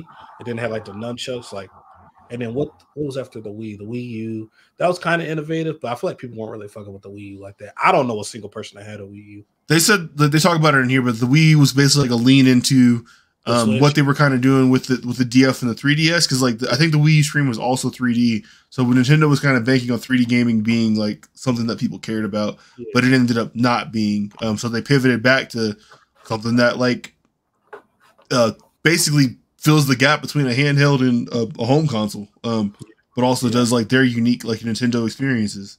Blake, I think your point about like it not being so community driven anymore is kind of spot on. Because Jamal, you mentioned in the Wii, I'm thinking of like how hard it was to get a Wii for like 5 years really, And it was like, if you know somebody that got a Wii, you want to go to their house, play with the nunchucks, you want to do all the different like Wii sport. Like we were playing the base Wii, the games that came with the Wii, and you go to somebody's house and like have a good ass time with that. But now when it's like, there might be a game on the PlayStation that's like cool for everybody to play, or a game on the Xbox that's cool for everybody to play. But for the most part, you're either playing a single player thing or you're playing a game that you're like a hardcore fan of. So I think there's like such a big gap between like, we're going to buy a console or buy games regardless because we're hardcore gamers. But for somebody who like just wants to hop on, have fun for a couple hours a week, they're going to play Animal Crossing or something like that. So they're not. Yeah, my mom had a Wii, not a gamer at all. Yeah, my mom bought the Wii for us. Yeah, because your mom's coworker tells her like, "Oh yeah, I did like the Wii Fitness thing, and it was real fun to do, and I lost a bunch of weight." Had a blast.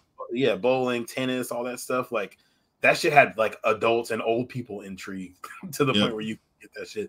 But your mom would never consider buying it. Well, maybe not your mom, but a PS5 and just like have it in the house. You got to make a gamer tag. Like it's too much. Yeah. I gotta play for what? No, I'm not doing that. I need Xbox Live and Gamer Pass or whatever they need. Yeah, it's doing the most. I'm just looking at the best-selling games of all time list. Wii Sports is number 4. Mm-hmm. That's not surprising. Yeah, just short of 83 million. Yeah. What's 1 through 5? Number 1, Minecraft. Number 2, Grand Theft Auto 5, which is like almost 100 million behind Minecraft. God damn. 100 million behind? Yep. I'll put this up. You got Tetris, which is like 100 million behind Grand Theft Auto 5. Wii Sports is behind that by 20 million. And Tetris is just you can play on your phone. Or just like any mobile device. And this has been, well, they're counting this from 2006 forward. So this number is probably actually higher because for old school Tetris. Yeah, because this is like since EA licensed it. Then PUBG is behind Wii Sports. Sheesh. Yeah. Mario Kart 8. Red Dead 2. Again, Wii. Yeah. Wii it's Switch, it's Minecraft, Wii, Tetris, which is like a 75-year-old game, and Mario and Rockstar. Yep. That's crazy. Yeah. And then Animal Crossing is at a lot of Nintendo shit on there. Looking at this that might be that Animal Crossing is the most recent game. That's a 2020. Well, Animal Crossing. Hey, 40 more million people played it. Are these only counting U.S. numbers too, or this is worldwide? This is this is worldwide. That's just for sure, 300 million people. Yeah. But so the thing is with Nintendo, they don't report their digital sales. So these are actually probably all a lot higher. Oh, for sure. Well, could you buy digital games on the Wii? Yes, I think so. Okay, I thought that was only physical. Yeah, that Mario Kart 8 is definitely higher if they don't count digital sales. Yeah. Dude, Minecraft's probably hella higher. No, that's not Nintendo though. Oh, okay. Yeah, it is crazy when you just like think of like how many people we all like. Oh yeah, because the Tetris 1989 they have that listed at 48 million, which that also still seems kind of low. But how many people we all know that play video games? Which obviously that's like the circle we're in, so it makes sense. But like when you look at these numbers, 50 million, 60 million, 61 million people played Red Dead across the world. We got 300 million people in America alone. Like that's not like a large population of our country who like has any exposure to that. And I think it's the investment in time, obviously like getting used to playing the game and stuff, but that's a good ass story. Like if you played through Red Dead and sit through the 30, 40 hours of it, if you like to read books or watch movies, you would enjoy Red Dead, but people just have a stigma around video games still about what they represent. And then it's the time that's different too. And we've probably all seen this. There's just certain people who, for whatever reason, just can't figure out like how to move, control the camera, do whatever they're asking you to do. And like when you're struggling to do those things, you can't have fun in that experience and enjoy those things that you're just talking about. So that's again like I feel like where the Wii kind of broke the barrier is that it let everybody in the house enjoy it. Like you can do this. It was simple. You could do this, swing your arm. You play. You guys a lot of fun on there. Yeah. Honestly, getting into golf now, give me Wii Golf today. I would be on that shit 500 hours. Yeah. Yeah. It's crazy. It is. Yeah, it's funny. If I hand Amira a controller, like instead of how we grab a controller, you know what you're doing. She's like, what? How do I fucking? Doesn't matter how many times I show her, reset the grip. She can't figure out how to get the moves to go the same way. Fucking frustrating. Hold on. Then I got this as a follow on to that. Oh no, where'd my fucking link go? Post the link. Post the link. Damn. It is also. I think that's the thing that's always funny to me about someone who is down to play just about any video game, and most people I know don't. Is the games that people get hyped into. Where like you see your coworkers who don't talk about or know anything about games, like, yeah, I played fucking 500 hours of Breath of the Wild. It's like, what? When did you get a Switch? I bought one for Breath of the Wild. Yep, got it. Okay. I've been playing a lot of Crusader Kings 3. I don't know if y'all ever heard of that, but no, I've never heard of that. Yeah, 4X strategy game. It is hella fun. Hold on. See, yeah, we talk kind of about like Mr. Deep Cuts. What's that one game Nintendo? Fire Emblem? Or some Fire Emblem shit? Nah, it's closer to like a Civ or something like that. Oh, yeah, I'm looking at it right now. Hold on. Oh, and this is the like. Oh, you are.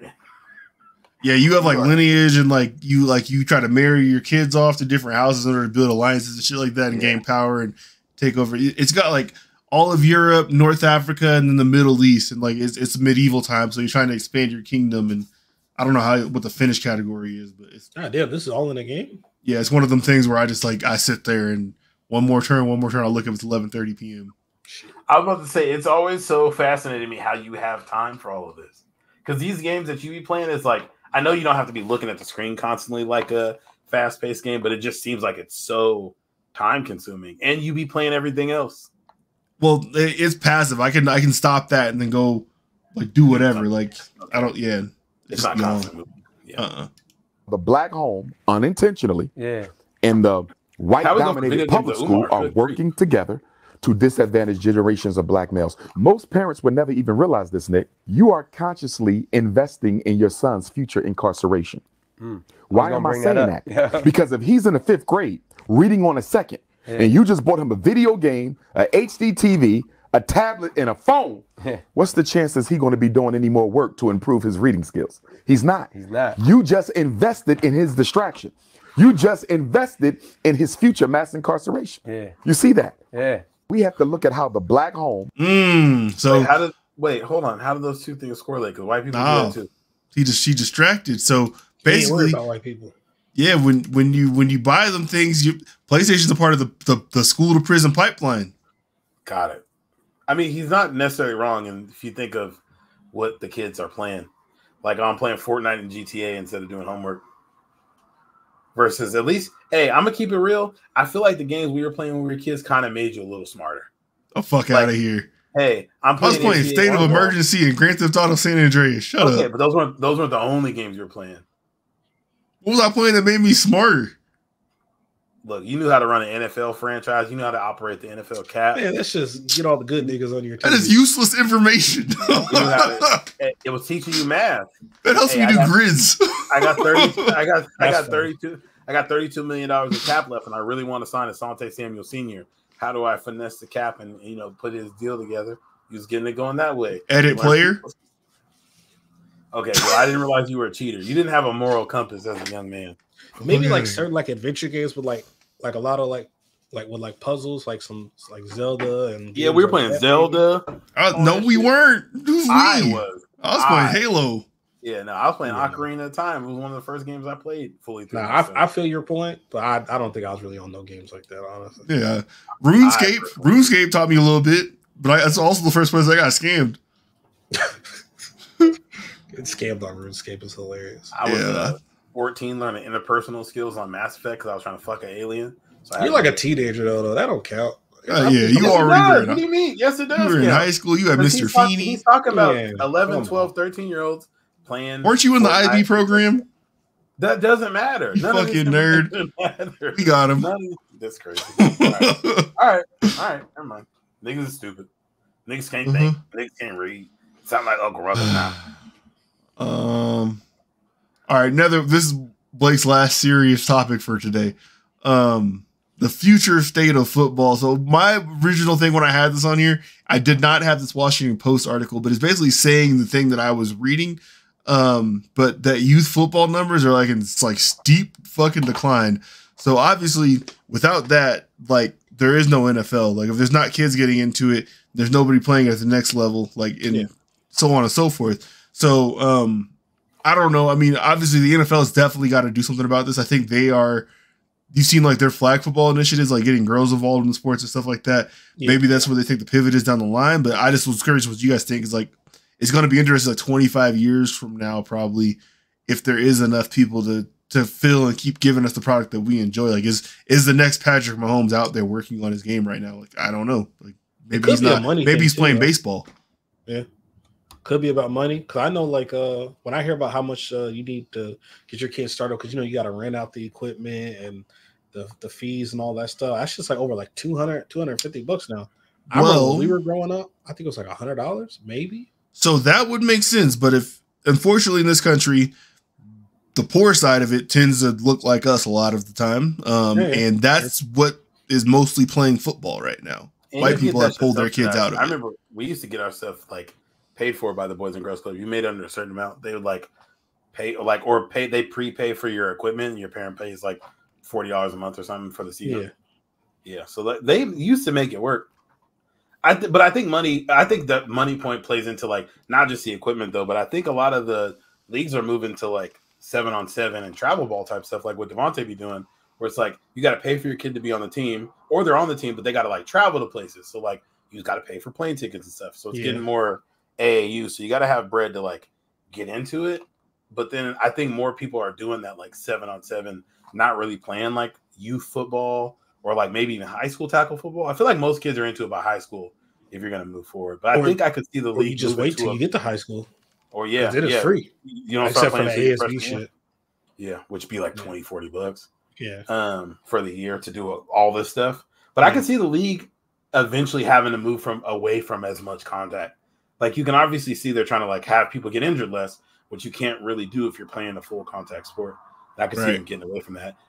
I don't know what that looks like money wise, unless it's a real massive shift in like the cultural aspect of what football brings to America, because there's gonna be a lot of people that don't want to see that shit. But I mean, people age out eventually. Yeah, I don't know. I don't know if there's a way to get people, because like the article, like it's paywalled, so I can't even pull the shit up. It talks about like like a lot of parents are pulling the kids out due to safety concerns, and like there's really no way to like mediate that. Like you can't make someone feel better about the risks that are involved with it, because they're an inherent part of the game. The NFL has done a lot to try to make things safer, but it seems like every time they do that, something new pops up that is now the focus. Like there's like the new tackle thing that they don't like. The hip drop. Yeah.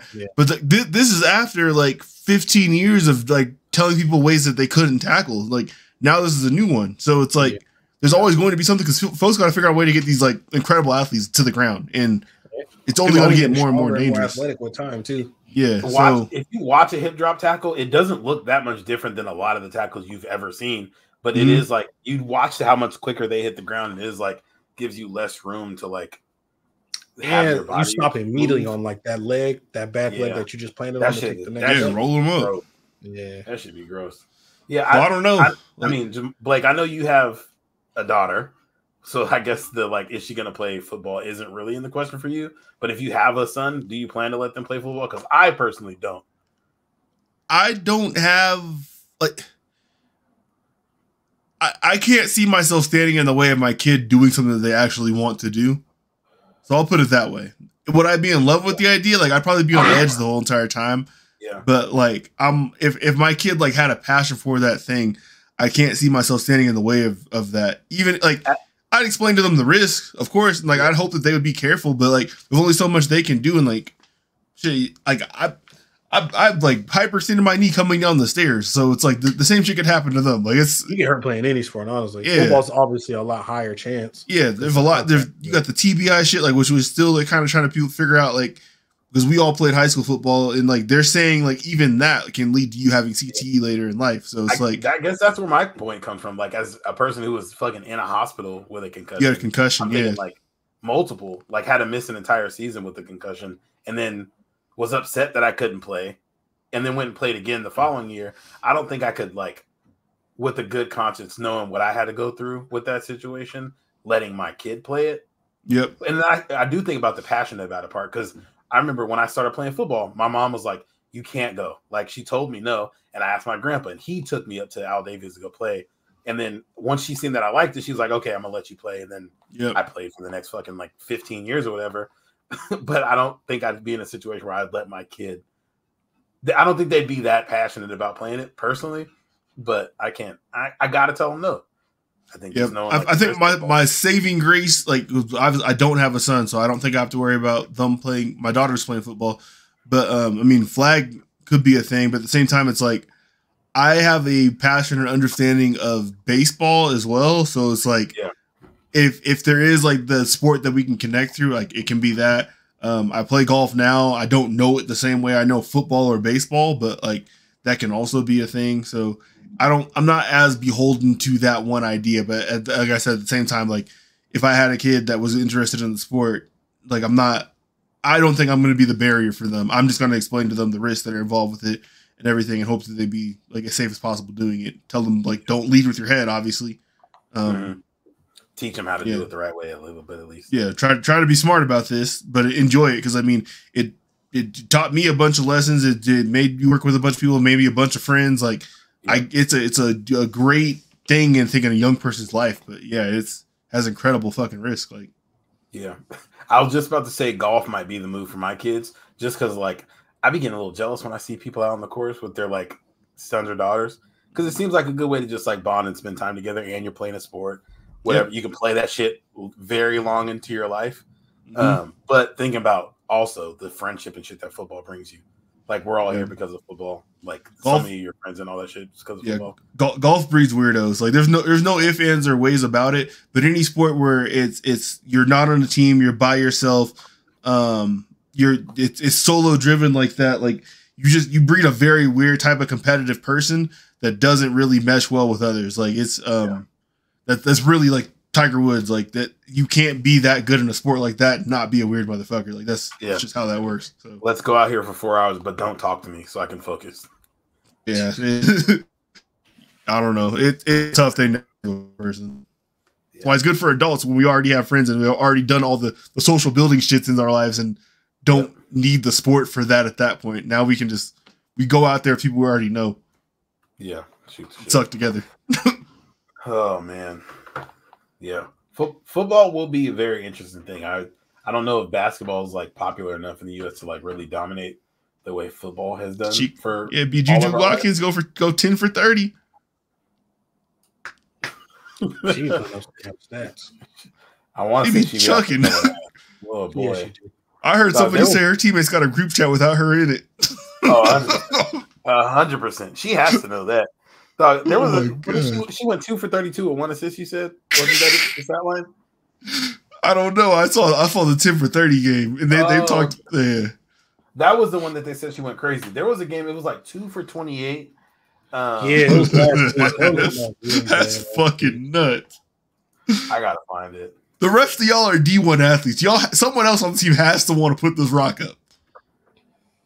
Yeah, if nobody else is shooting, it's just like, all right, well, shit. Yeah, like one of y'all scored 30 in high school once. Like, come on, help me. Somebody had a 50 ball probably in high school one time. Yeah. You looking it up, Tyrell? The game? Yeah, I gotta find. I'm trying to think. It might have been like 2 for 32 or some shit like that. That sounds right. She was 6 for 32. So she was 6 for 32, 2 of 7 from 3. She had 11 rebounds, 1 assist.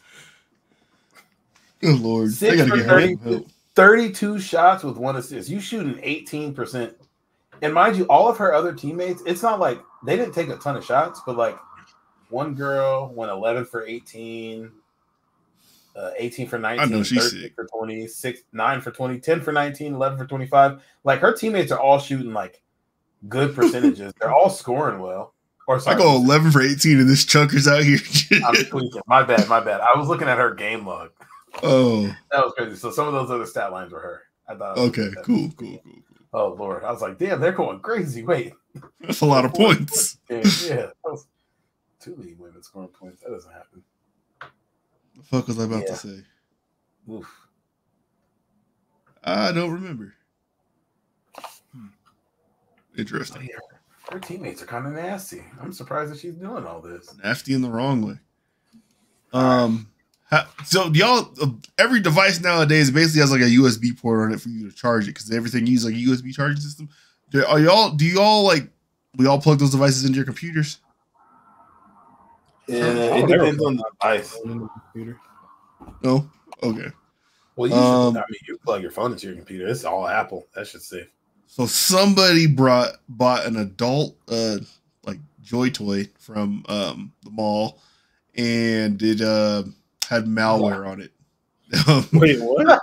Yeah, they plugged it into their computer, and it like basically loaded like a Trojan onto their computer. They reported this themselves on Reddit. They bought the vibrator at Spencer's. It was called the Spencer's Sexology Pussy Power 8 Function Rechargeable Bullet Vibrator. So don't buy that one. Maybe go for the 6 function. I don't believe this. I don't believe this. That name is crazy. Yeah. That name was too crazy to be real. Spencer's Sexology Pussy Power 8 Function Rechargeable Bullet Vibrator. That's too much. That's a 40-letter name. So you got to be careful. Don't just be plugging these things in there because they got the USB port, man. Just plug that shit into the wall. You never know what's on that thing. They said treat this like when you find a USB drive in a parking lot. Don't just pop that shit into your computer. You do not know what's on there. There are bad people out there. They said the thing that was on here, basically, it just like hijacks like crypto wallet information and like just browser extension and shit that's on your computer, 2-factor authentication details. So really bad stuff, like stuff that can make it so someone gets into everything else that you have. Because they plugged the vibrator into their computer. So that is crazy. Yeah. I'm gonna keep it real. I never would have either. Honestly. Yeah. Like, because we may or may not have a couple of those that have a USB, but you just plug it into the wall. Because why is it by your computer? Well, I mean, if that's your place why is it by the computer? Why are you plugging your vibrator into your computer? Plug it into the wall. I'm just saying, if you're right there and you're looking at the computer, like, oh shit, there's an outlet right there. I can see why somebody would do it. But if I feel like the time when you need to charge it is when it's not by your computer. But if it's fully charged, or if there's some people where this is their line of work, so it's always by their computer. So. Yeah. That's a good point. That's a good point. If you work remote, you're always by your computer. You're getting them tokens. Take on lunch break. Yeah. If you still want the option to connect via USB. Oh, I know for a fact that one machine, you definitely got to plug that shit to the computer plate. Do not put that in. Yo, that's just taking everything.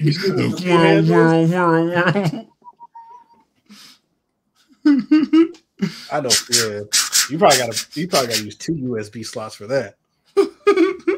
Is a USB condom a real thing? Yeah, I have a couple of those. What is that? So it's one side of it's like a female USB, either A or C, whatever you're going to do. And the other side is like the same thing going into the computer, like the male side. But on the female side, the only like, because if you look inside like any USB port, it has like those metal pins going across it, right? Yeah. So it only has the ones present that transfer power. Oh, okay. So like blocks the side that. Exactly. So if I'm on like an airplane and I'm going to plug into the seat, I would use something like that. Is the airplane plugging into the seat a place where you can get your shit swiped? Well, so think about what they just said is present on here, right? It's something that it picks up like cryptocurrency wallets, browser extensions, 2-factor authentication details. It's something that's going to go on in the background for you not to know about it and just be on there sending that back to somebody else. The perfect place to put that is someplace like an airplane or like the seats like in an airport. Wait, but so like, is there a way that you think somebody could like swap that USB port out or put something in it quick enough at an airport or on an airplane where that could be a real thing? Absolutely. Like I should never plug my laptop into like the seat. Or like my iPad or something or my phone. Use the AC thing. Because why do you need to use the USB part? Use the AC thing. It's right below it. Well, so I'm thinking of like if somebody has like a USB to lightning cable and they plug just their cable into the USB port on the back of the seat instead of the power cable. You know what I'm talking about? Yeah. I'm like, why would you do that? Because some people just be having like the cable. Because I know you're traveling. You don't just have the cable. But they take the block off and plug the cable in. I'm not saying I do this, but I know I've seen my wife do it, and I've seen lots of people do this. You shouldn't. Yeah, but that's what I'm saying. You're saying why would people do it? I don't know. They do. Yeah. So because nobody thinks that like you can get your shit swiped from the seat. Okay, so a lot of people live by the thing of like, I'm nobody, I don't have anything to worry about, like no one's coming after me, no one's looking for me. But there is a thing in the cybersecurry world called an advanced persistent threat. And that is like what state actors do, what like these people have hundreds of millions of dollars invested in these cybersecurity exploits. So this just happened where there was like a botnet among like electric toothbrushes. Because they have like small computing power. Now everything has like a Bluetooth thing in it, and that's enough to get you connection to like back to the internet. So if you can have 300,000 electric toothbrushes all working together to do one task, like that's enough power to do like scraping and things like that, or like data exploitation. Like, so you figure like they could pick up your phone to have it be part of something like that, or just have something sit in the background on your phone and use that information to either exploit somebody else. Like, you never know, but like these things do exist. There are people who have a lot of money invested in these things in places that like we feel should be safe, but that's exactly where you would put those things. Cause where else would you put it? So, I mean, I don't know, like in all reality, you're probably going to be fine. But at the same time, it's like, if it's just one simple thing you got to do differently to avoid yourself being caught up in something like that, then like, why wouldn't you do it? I just never considered it. Like, as somebody who thinks that I definitely move safe on the internet as a person that works with like software shit all the time. So I'm like, oh, I always think about clicking a link or whatever, or even getting your card swiped at the gas station. I just never even considered you could just put some freaky shit into anything that has a USB port to it. Oh my God, dude, they sell USB cables that have like hacking things built into them, and it looks just like a USB cable. That's just wild. Like, you got a charger, and a nigga hands you the charger. No, so someone will just like plug the cable in, and like they can connect to the cable and do exploits on your device connected to the cable. But it looks just like a cable. It's like, hey man, you have USB-C thing? I need to charge my phone real quick. And that person could hand you that type of cable and like exploit your phone, and you wouldn't even know. They slide something onto your phone, and like it just be sitting on there. So you're doing Apple Pay, you're looking at your banking shit, like, or that you have saved passwords on websites, for example. They're sitting in the background capturing that information. They might not use it, but it's like, that's what an advanced persistent threat is. Like, they sit there for a long time, they gather things, and then whenever they want to do something down the line, it's drastic. Like, it's huge. Yeah. Yeah, they got all your shit. Yeah. That is crazy. Yeah, I just watched, we were watching that Mr. and Mrs. Smith show on Amazon Prime, which is very good. They did some sleek shit where they like put like an NFC card on the back of somebody's phone. It made a noise and just took all the, like, cloned their phone, which I'm sure you think about, like, they're working for some rich ass spy company. These people ain't just making this shit up. Somebody do got some shit where they can just somebody absolutely has that. Yeah. Boom. Got your info, or like I can hear what you're about to do next. Yeah. I don't like y'all probably see this stuff pop up all the time when you go to websites like talking about like, hey, do you want to accept or decline these cookies and shit like that. But even things like that, it's a big deal because again, like there are people out there who have a lot of resources and a lot of money who can use those type of things in order to, it wouldn't be to find someone like you, but to find somebody like, it's I don't know. It's giving the guys a privacy, but like when you combine it with like the fact that most people have like an advertising ID tied to them, it's really like can tell exactly who you are when you get all that data and use things like AI and like deep learning and stuff like that to parse through it and figure out what you want to figure out in order to do what you want to do. Yeah. Damn. It's the evil world we live in. Can't trust nobody, man. Yeah. But the thing is, like, for most normal people like us, like, we aren't going to be the unique target for somebody unless it's like a ransomware scenario. Is more so that, like, we could be aiding the plot of something larger where just last week, you know, like AT&T shit went down. All these people were suffering from whatever. But it happened to be due to a fault like on AT&T's end where they like had a bad update or something like that to their network stuff. But if someone malicious gets enough, that's literally what they said. So I don't have any reason to believe it wasn't that. But if someone malicious had enough of our information to do something all at once together, it could be something similar like that. But there wouldn't be a company working to get shit back online because it wouldn't work that way. Like, cause they didn't know that they turned it off. So now they got to figure out how to backtrack the attacker who obviously has a lot of advanced shit because they were able to shut us all down at once. So, yeah. Isn't AT&T giving everybody $5 too for that shit? Salute. Yes, that's funny. That shit adds up, though. You got to give millions of people $5. Like that shit adds up. But that's a lot of money. I do it in a statement credit. But I'm only getting $5. I think they are. I think it's a bill credit. Yeah, that ain't $5 then. Yeah. We set the price on how much this thing cost us to give you, and it told you how much us to pay for it. So we're giving you $5 back in the form of here you go. You might have to pay tax on your bills. them bills could be like $80 a profit each one for AT&T. If it gives you $5 back, it's nothing. Ooh, it was a bad hour for us. Yeah. Oh, disgusting. And that's been your cybersecurity minute here with the Critically Unfocused podcast. Talking to people who are like who have valid information about just like the technology that we use always upsets you, or just have like deep, intimate knowledge about some government shit that we do. It's just upsetting. Because what the fuck am I supposed to do? Malware on the sex toy. I don't have that knowledge. I know you don't. I'm talking about the two people not combined into one person. But it's just like, damn. What am I supposed to do? Try to be normal, I guess. I don't like it. No, you're fine. It's live your life. You're good. I am. But then one day somebody got a video of me doing something freaky on the internet. I don't like that. Yeah, don't get rich, because then you got to rethink all the shit you did up until that point. The whole point is to get rich. Fuck. I know. It's scary. All right. Can we lighten the mood a little bit before we get out of here? Can we do some Immaculate Grid? You guys down for some Immaculate Grid? Oh, I fucked this up earlier today. Oh. You couldn't have told me Reese Space didn't pay for the Bucks. He did? No. I feel like he did. I put his name in. We fact checked it on one of the ones that Tonio was sending us on Immaculate Grid, where they were getting players wrong. Okay. There was a couple that me and Tonio looked at that they had gotten wrong. I'm looking most space right now. This might be how they get us with the Mandela effect, where they're like, "Hey, just scrub this out." All these random men in the country are about to tell you that Mo Space played for this team that you know he played for, but he didn't. I'm looking at it now. He did not play for the Bucks. Yeah, let's go Raja Bell for Sixers Jazz. All right, Sixers Jazz. That's a very specific one. Ooh, I got a random one I just remembered off the for Jazz and the Golden State. Derek Fisher. Yes, sir. Wait.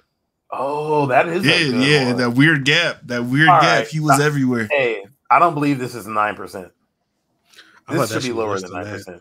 No, they had Lakers Thunder on here the other day, and I did Derek Fisher, and it was lower than this. Yeah, I was about to say I did that same one, and it was like 2%. I didn't remember this nigga play for the Jazz or the Warriors. The Jazz. Okay. So Portland and Golden State. Yeah, Brandon Rush or Kareem Rush? I feel like he played for both. One of them rushes. One of them rushes did do it. I feel like it was Brandon Rush. I feel like it is. He was an end of the bench vet for a minute. People respect him. I heard him talking about good a couple of times. All right. Yeah, I think it's Brandon Rush. We're going with Brandon? Yeah, go Brandon. Shit, 2017? Oh, do the other one. See? No, I don't. Neither rush. No rushes. Oh, wow. We fucked that one up. We lost two. How many players can you think of with one team that aren't Giannis? Is the Duncan play for Portland? Tony Roden played. It's only one team. No, I'm talking about for Philly and Portland. Nigga, he didn't get arrested for pimping and pandering. You know he didn't play for the Blazers. Tony Roden never played for the Blazers? I don't know. No. He played. I know Grizzlies, Sixers. Yeah, those are the only two. He was out the league in 4 or 5 years, I think. Yeah, Tobias Harris. Oh yeah. Tobias Harris. He played for the Blazers now? No, the Bucks and Sixers. Bucks and Sixers, yeah. Oh, I'm tweaking. Yeah, Tobias Harris, yeah. 2%. That's crazy. Wow. I didn't remember he played for the Bucks. I remember the Pistons, the 76ers. He was the youngest player in the league when he was drafted. He was like 17. I thought he got drafted to the Pistons. I thought he got drafted to Orlando. Oh, fuck. I forgot about Orlando. Holy shit. I don't know. Damn, Tobias Harris been hella places. So that's what I'm saying. He's been around for a long time. He's been in the league for a minute. Yeah. Damn, yeah, because he probably is like 31. I cheated on the Jazz and only one team. I did Walker Kessler He's in his second year with them. Initially, I put Krylo Fasenko, but I didn't realize he made it to another team. Okay, let me think. I can't think of anybody else. I did Morris Allman too, and he also played for multiple teams. I thought that was going to be a good one. Oh yeah, I would have thought that was a good one, dude. Ooh, hold on. Bucks and damn. This motherfucker is ugly. Jesus Christ. Yeah, I did this whole column. I did Shaden Sharp here. But... Did DiVincenzo play for the Bucks or no? Yes, he did. Dante he played for the Warriors last year, right? Yeah. Maybe. Yeah. White Dante. My man. It wasn't a foul. Oh, 42%. That's hella high. Yeah, that's high as fuck. It was definitely a foul. You said who'd you have for the Bucks? I got one. Giannis. No. Larry Sanders definitely played for another team, right? Yeah, he came back for the Heat or something. Yeah, okay. Never mind. Or the Bulls or something like that. Damn, Larry Sanders is a name. Did Henson? What was it? Henson definitely played multiple teams. Yeah, John Henson. Yeah, he played for the Lakers. Did Connaughton play someone else before he was on the Bucks? Ooh, this one might be a cheat. Luau Sindor. Technically, he only played for the Bucks. They ain't gonna get that to you because he's cream on Basketball Reference. Damn. They just banned me from this website for even typing that in. Oh, hey, Jermaine O'Neal's Portland and Golden State. Yuck. Okay, that's a good one. Yeah. Jermaine O'Neal, yeah. 7%. It's decent. Got one left. Let's hit it. 76ers Blazers. I did get this one. I don't remember. Sixers and the Blazers. Let me think. Evan Turner. Oh, nigga, Andre Miller. Oh. Andre Miller fits for everyone. I feel like Andre Miller has to be lower. It's got to be less than 5%. I think Evan Turner was 7%. He was 5%. Okay. And a Spurs jersey. Just so you remember that for next time. There was one that I looked on here where you look at like how many could have been guessed for some of them, and it'll be like 17 players. Like, man, fuck out of here.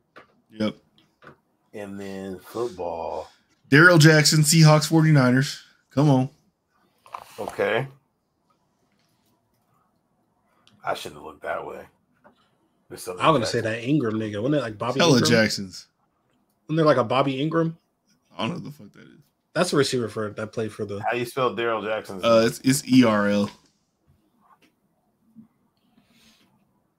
Darrell Tap. That's a name I haven't seen. Like those 2 R's, I believe. DAR.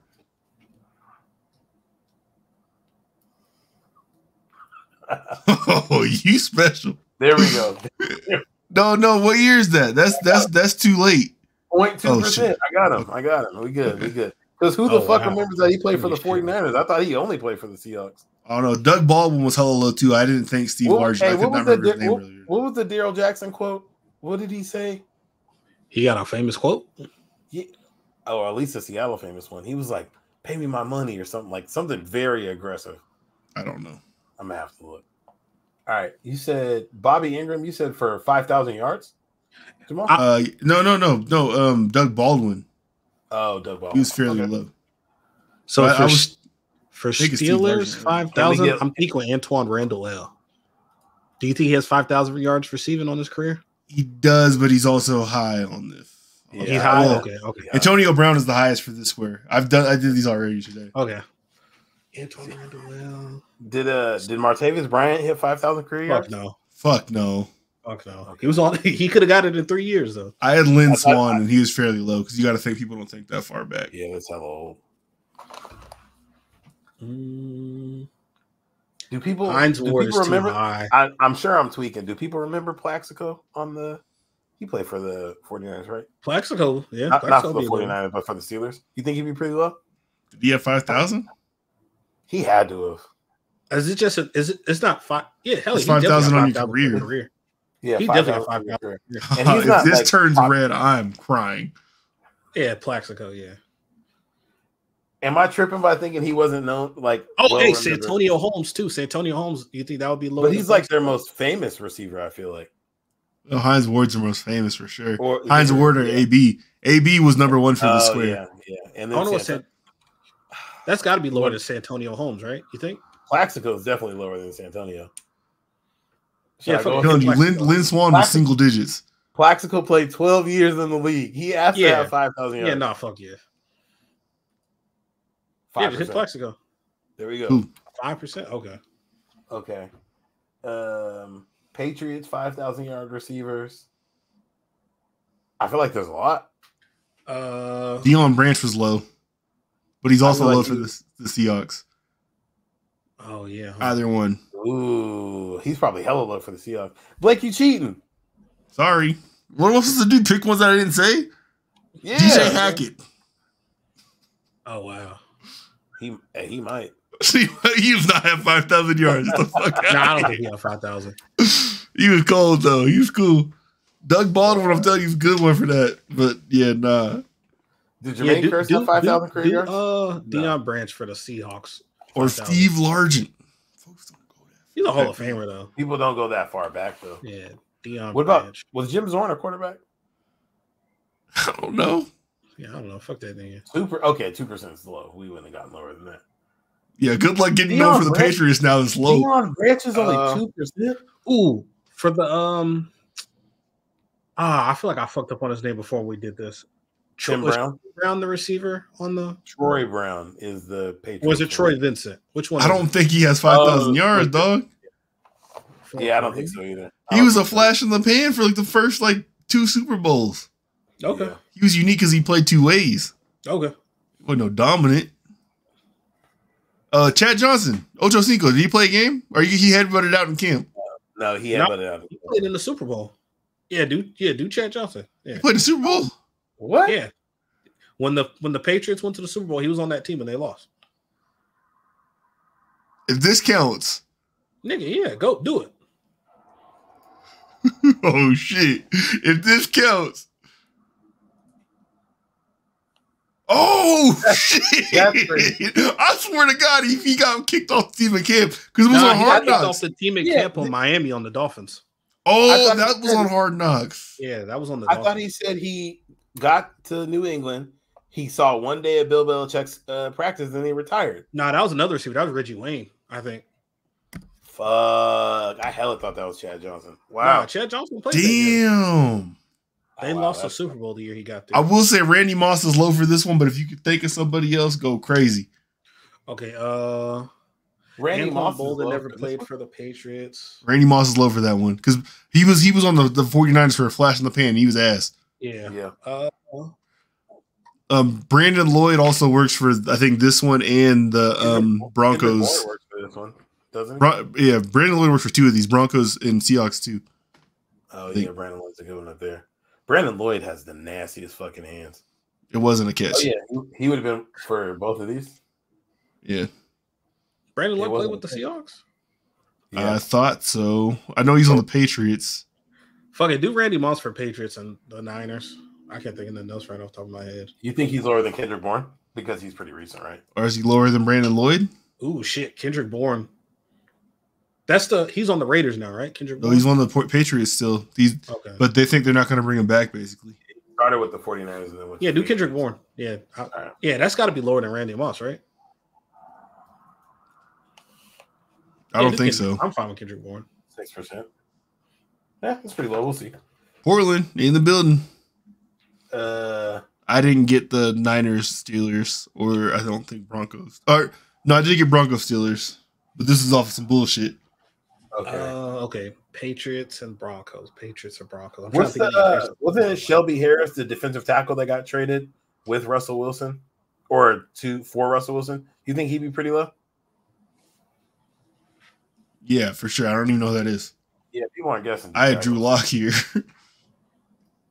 Oh shit. Yeah, that's 4%. I never heard of that, brother. Yeah, he was a solid D tackle for the Broncos. And then over got scoop booted and booted. All right, Patriots, Broncos. Don't do Wes Welker. Yeah, he's 95. I'm trying to think of a better name for like the Steelers and the Niners, but I can only think of Rod Woodson, and I know he's a Hall of Famer, so I'm trying to think of a better name. I feel like that's probably one that people wouldn't go that far back on. Yeah, I had failed this one.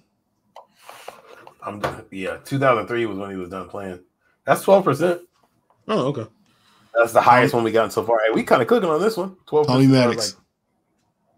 For this one? Tommy Madcat Maddox. Why did you guess Tommy Maddox? Because I knew he had to go somewhere else after Ben Roethlisberger showed up. But where I ended up being wrong is he played there before he was on the Steelers.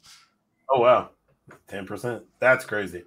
Now we just need Broncos, Patriots. I feel like there's a lineman cut. There's a defensive player. Not okay. Hold on. Nah, Richard Seymour played for the Raiders. Did it? Was Brandon Browner ever in the Patriots? Yeah, Brandon Browner was on the Patriots. Was he on I the don't remember him Broncos? on the Broncos though. Yeah, I don't think he was on the Broncos. I thought that he played with Miami and the Eagles. He was on the Broncos because that's why Jalen said that his brother played for the Broncos. I was like, that's not your fucking brother. Are you ready? Are you? Because this is why I thought he was a Broncos fan, and he said he was a Chiefs fan. I don't know if Brandon Browner played for this many teams. I don't know if he played for them, honestly. Trust me, Daddy. All right, fuck it. If you say this is oh god. Me off.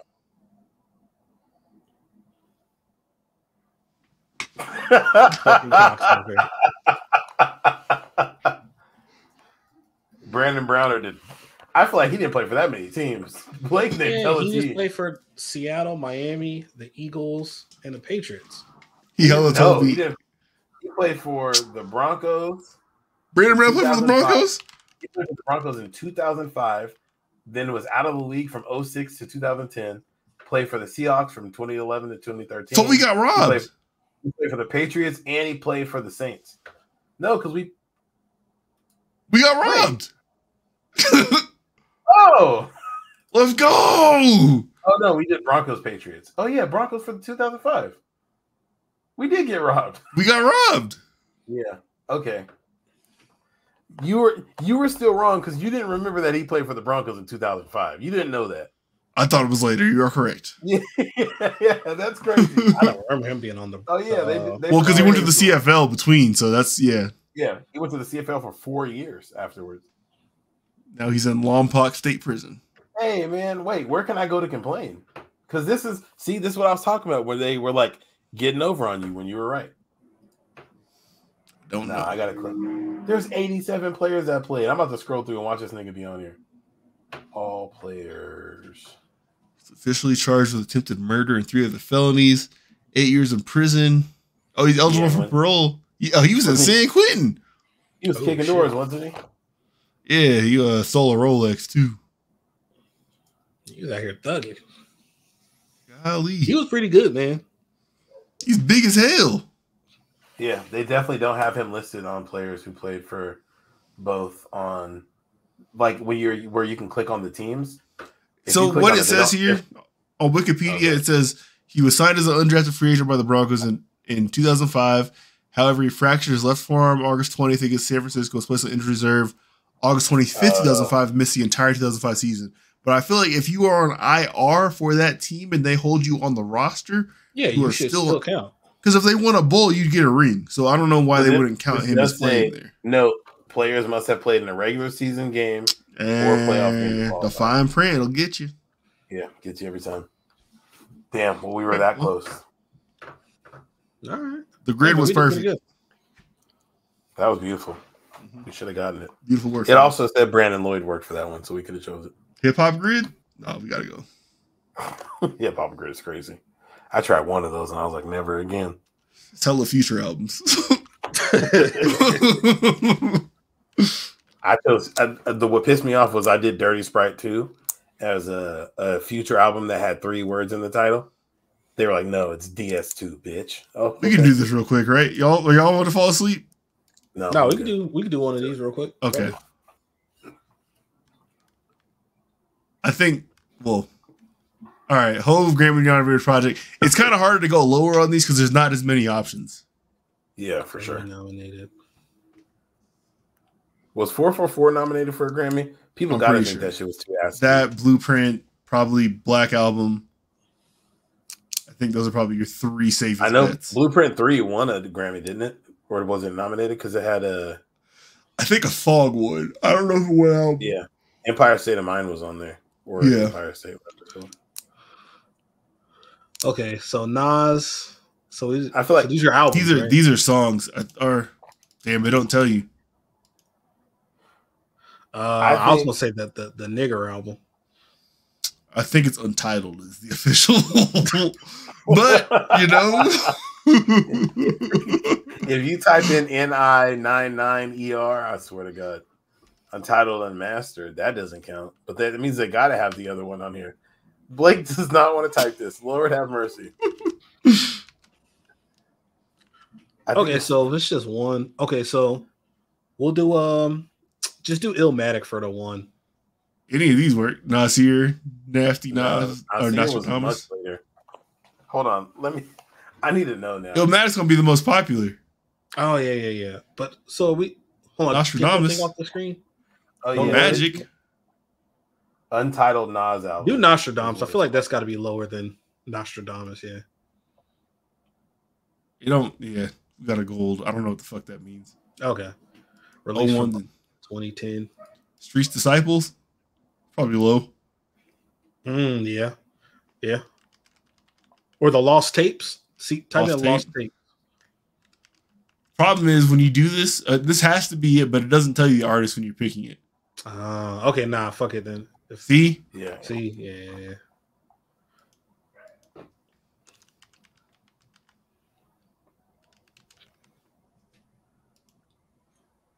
That's trash.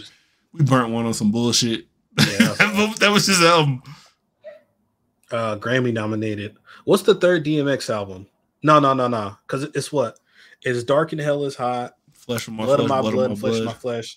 And then there was X, right? X was coming. Oh yeah. And then there was X. I would put that for the Grammy nominated one. That's Grammy nominated? Yeah. And then there was X. Oh, it's on Jay-Z.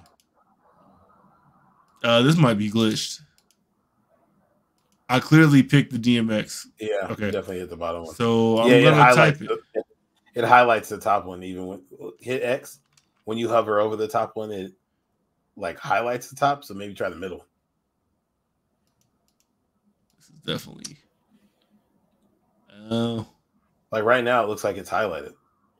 Yeah, see, it's highlighted now. Now we're good. Now we're good. It still says Jay-Z. Yeah. Are we gonna assume that this is still DMX? Yeah, just try it and see what happens. This is something who just didn't change the title.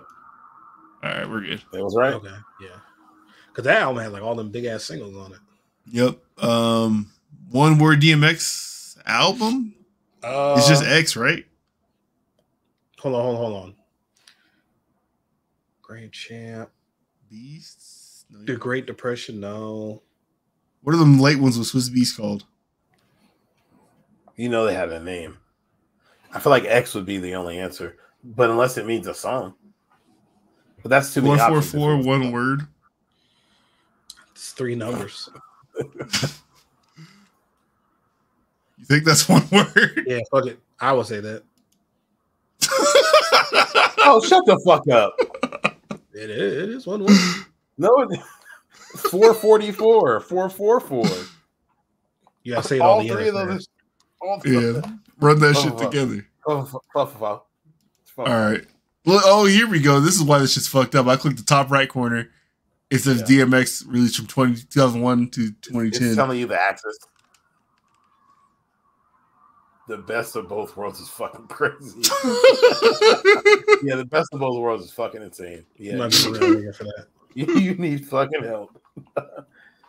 This is the most R. Kelly mentions we've ever had in the show. My lord. I don't think DMX is a one-word album unless I'm missing something. It has to be a song, but you've done albums too, yeah. Nah, these are all albums. These are all albums. I know he's got bro. I can't think of them names. Some of them late albums. It's man. gotta be. Because after Grand Champ, I kind of forget the titles. The recycle bin joints. The one that came out. I'm looking at it now. There's a couple. There are quite a few. They have one name, one letter, or one name. There's one in 2021 that was one letter or one name. Oh, that's the one that we talked about this last episode. And you said it too. It's like redemption, revival, not rebirth, but no, you guys are close. I feel like you're thinking in the right mind frame. Think of Bible verses. Think of Bible chapters. Genesis, Leviticus. Close. And see the opposite of the first one. Exodus. There you go. Oh yeah, that's the last one, right? Yeah, I would hope. He also has an album called Undisputed that came out in 2012. Oh shit! Hey, y'all talk about Lord. Oh Lord. Are you fucking kidding me? This is the top one. It has to both be right. It has to both be right. Okay. Yeah, it has to both be the same one. Fucking put the Great Depression. They could have done a little bit more work on this, but at the same time, I'm appreciating this exists. So, this is dope. All right, so Blueprint 3, Black Album, or I already did 444. I don't know. Probably Volume 2 or Volume 3. Did Magna Carta get nominated? I feel like Magna Carta might have gotten nominated. Yeah, sure. Because he did that big ass like Samsung rollout and all that stuff. I kind of feel like it was. I could be wrong. I'm not hella confident. Yeah. Okay. The Justin Timberlake intro. Nas Grammy nominated. Did any of the last King's Disease? Did that get nominated? Yeah, didn't which one did he win a Grammy for? Magic, right? Or was it just King's Disease? That's the one he beat out for King's Disease 3. He won a Grammy for that? Yeah. For what award? Best rap album. I think it was the third one. I think it's the first one, honestly. I think it's the first one? Not because I know, when did Freddie Gibbs last out? Not the Alfredo. When did Alfredo come out? Because those two went head to head for the Grammy. Like 3 or 4 years ago. We're supposed to be out of guesses, letting us guess. I think it's King's Disease. You're right. We were out of guesses. We missed one. Because I typed something. Hold on. I typed something over here. It was the Nas thing, I think. It was. Yeah. Oh, yeah. Lost tapes. Lost tapes, yeah. Yeah. It's not even showing common answers. Oh, there we go. Yeah. The Black Album. Okay. Wow. Streets Disciples was number 1. What is the name of this album? The Kanye produced Nas album. And then Nasir, right? I think so. Yeah. Okay. Wait, did Nas only release one album from, or is this showing our right answers? Because the Streets Disciples. No, this is the common. I'm looking at the one to the right. Streets Disciples number 1. Yeah. Damn. But he had more than one in that span for sure. Yeah. Still Maddox in that span. Lost Tapes, like you said, is in that span. I think the one with Amy Winehouse is in that span. Yeah, that's hella albums for that to be the most popular. I thought Life is Good might be after 2010. Or is that 2010? It might have been 2010. That might have been 2010, maybe, yeah. Yeah. All right. Bonus little bit on the back end of that for y'all. If y'all still here, we appreciate you dearly. Thank you very much. Critically Unfocused Podcast, episode 143. Hold on. About to get out of here. I just want to subscribe to the pod. There we go. All right. Peace.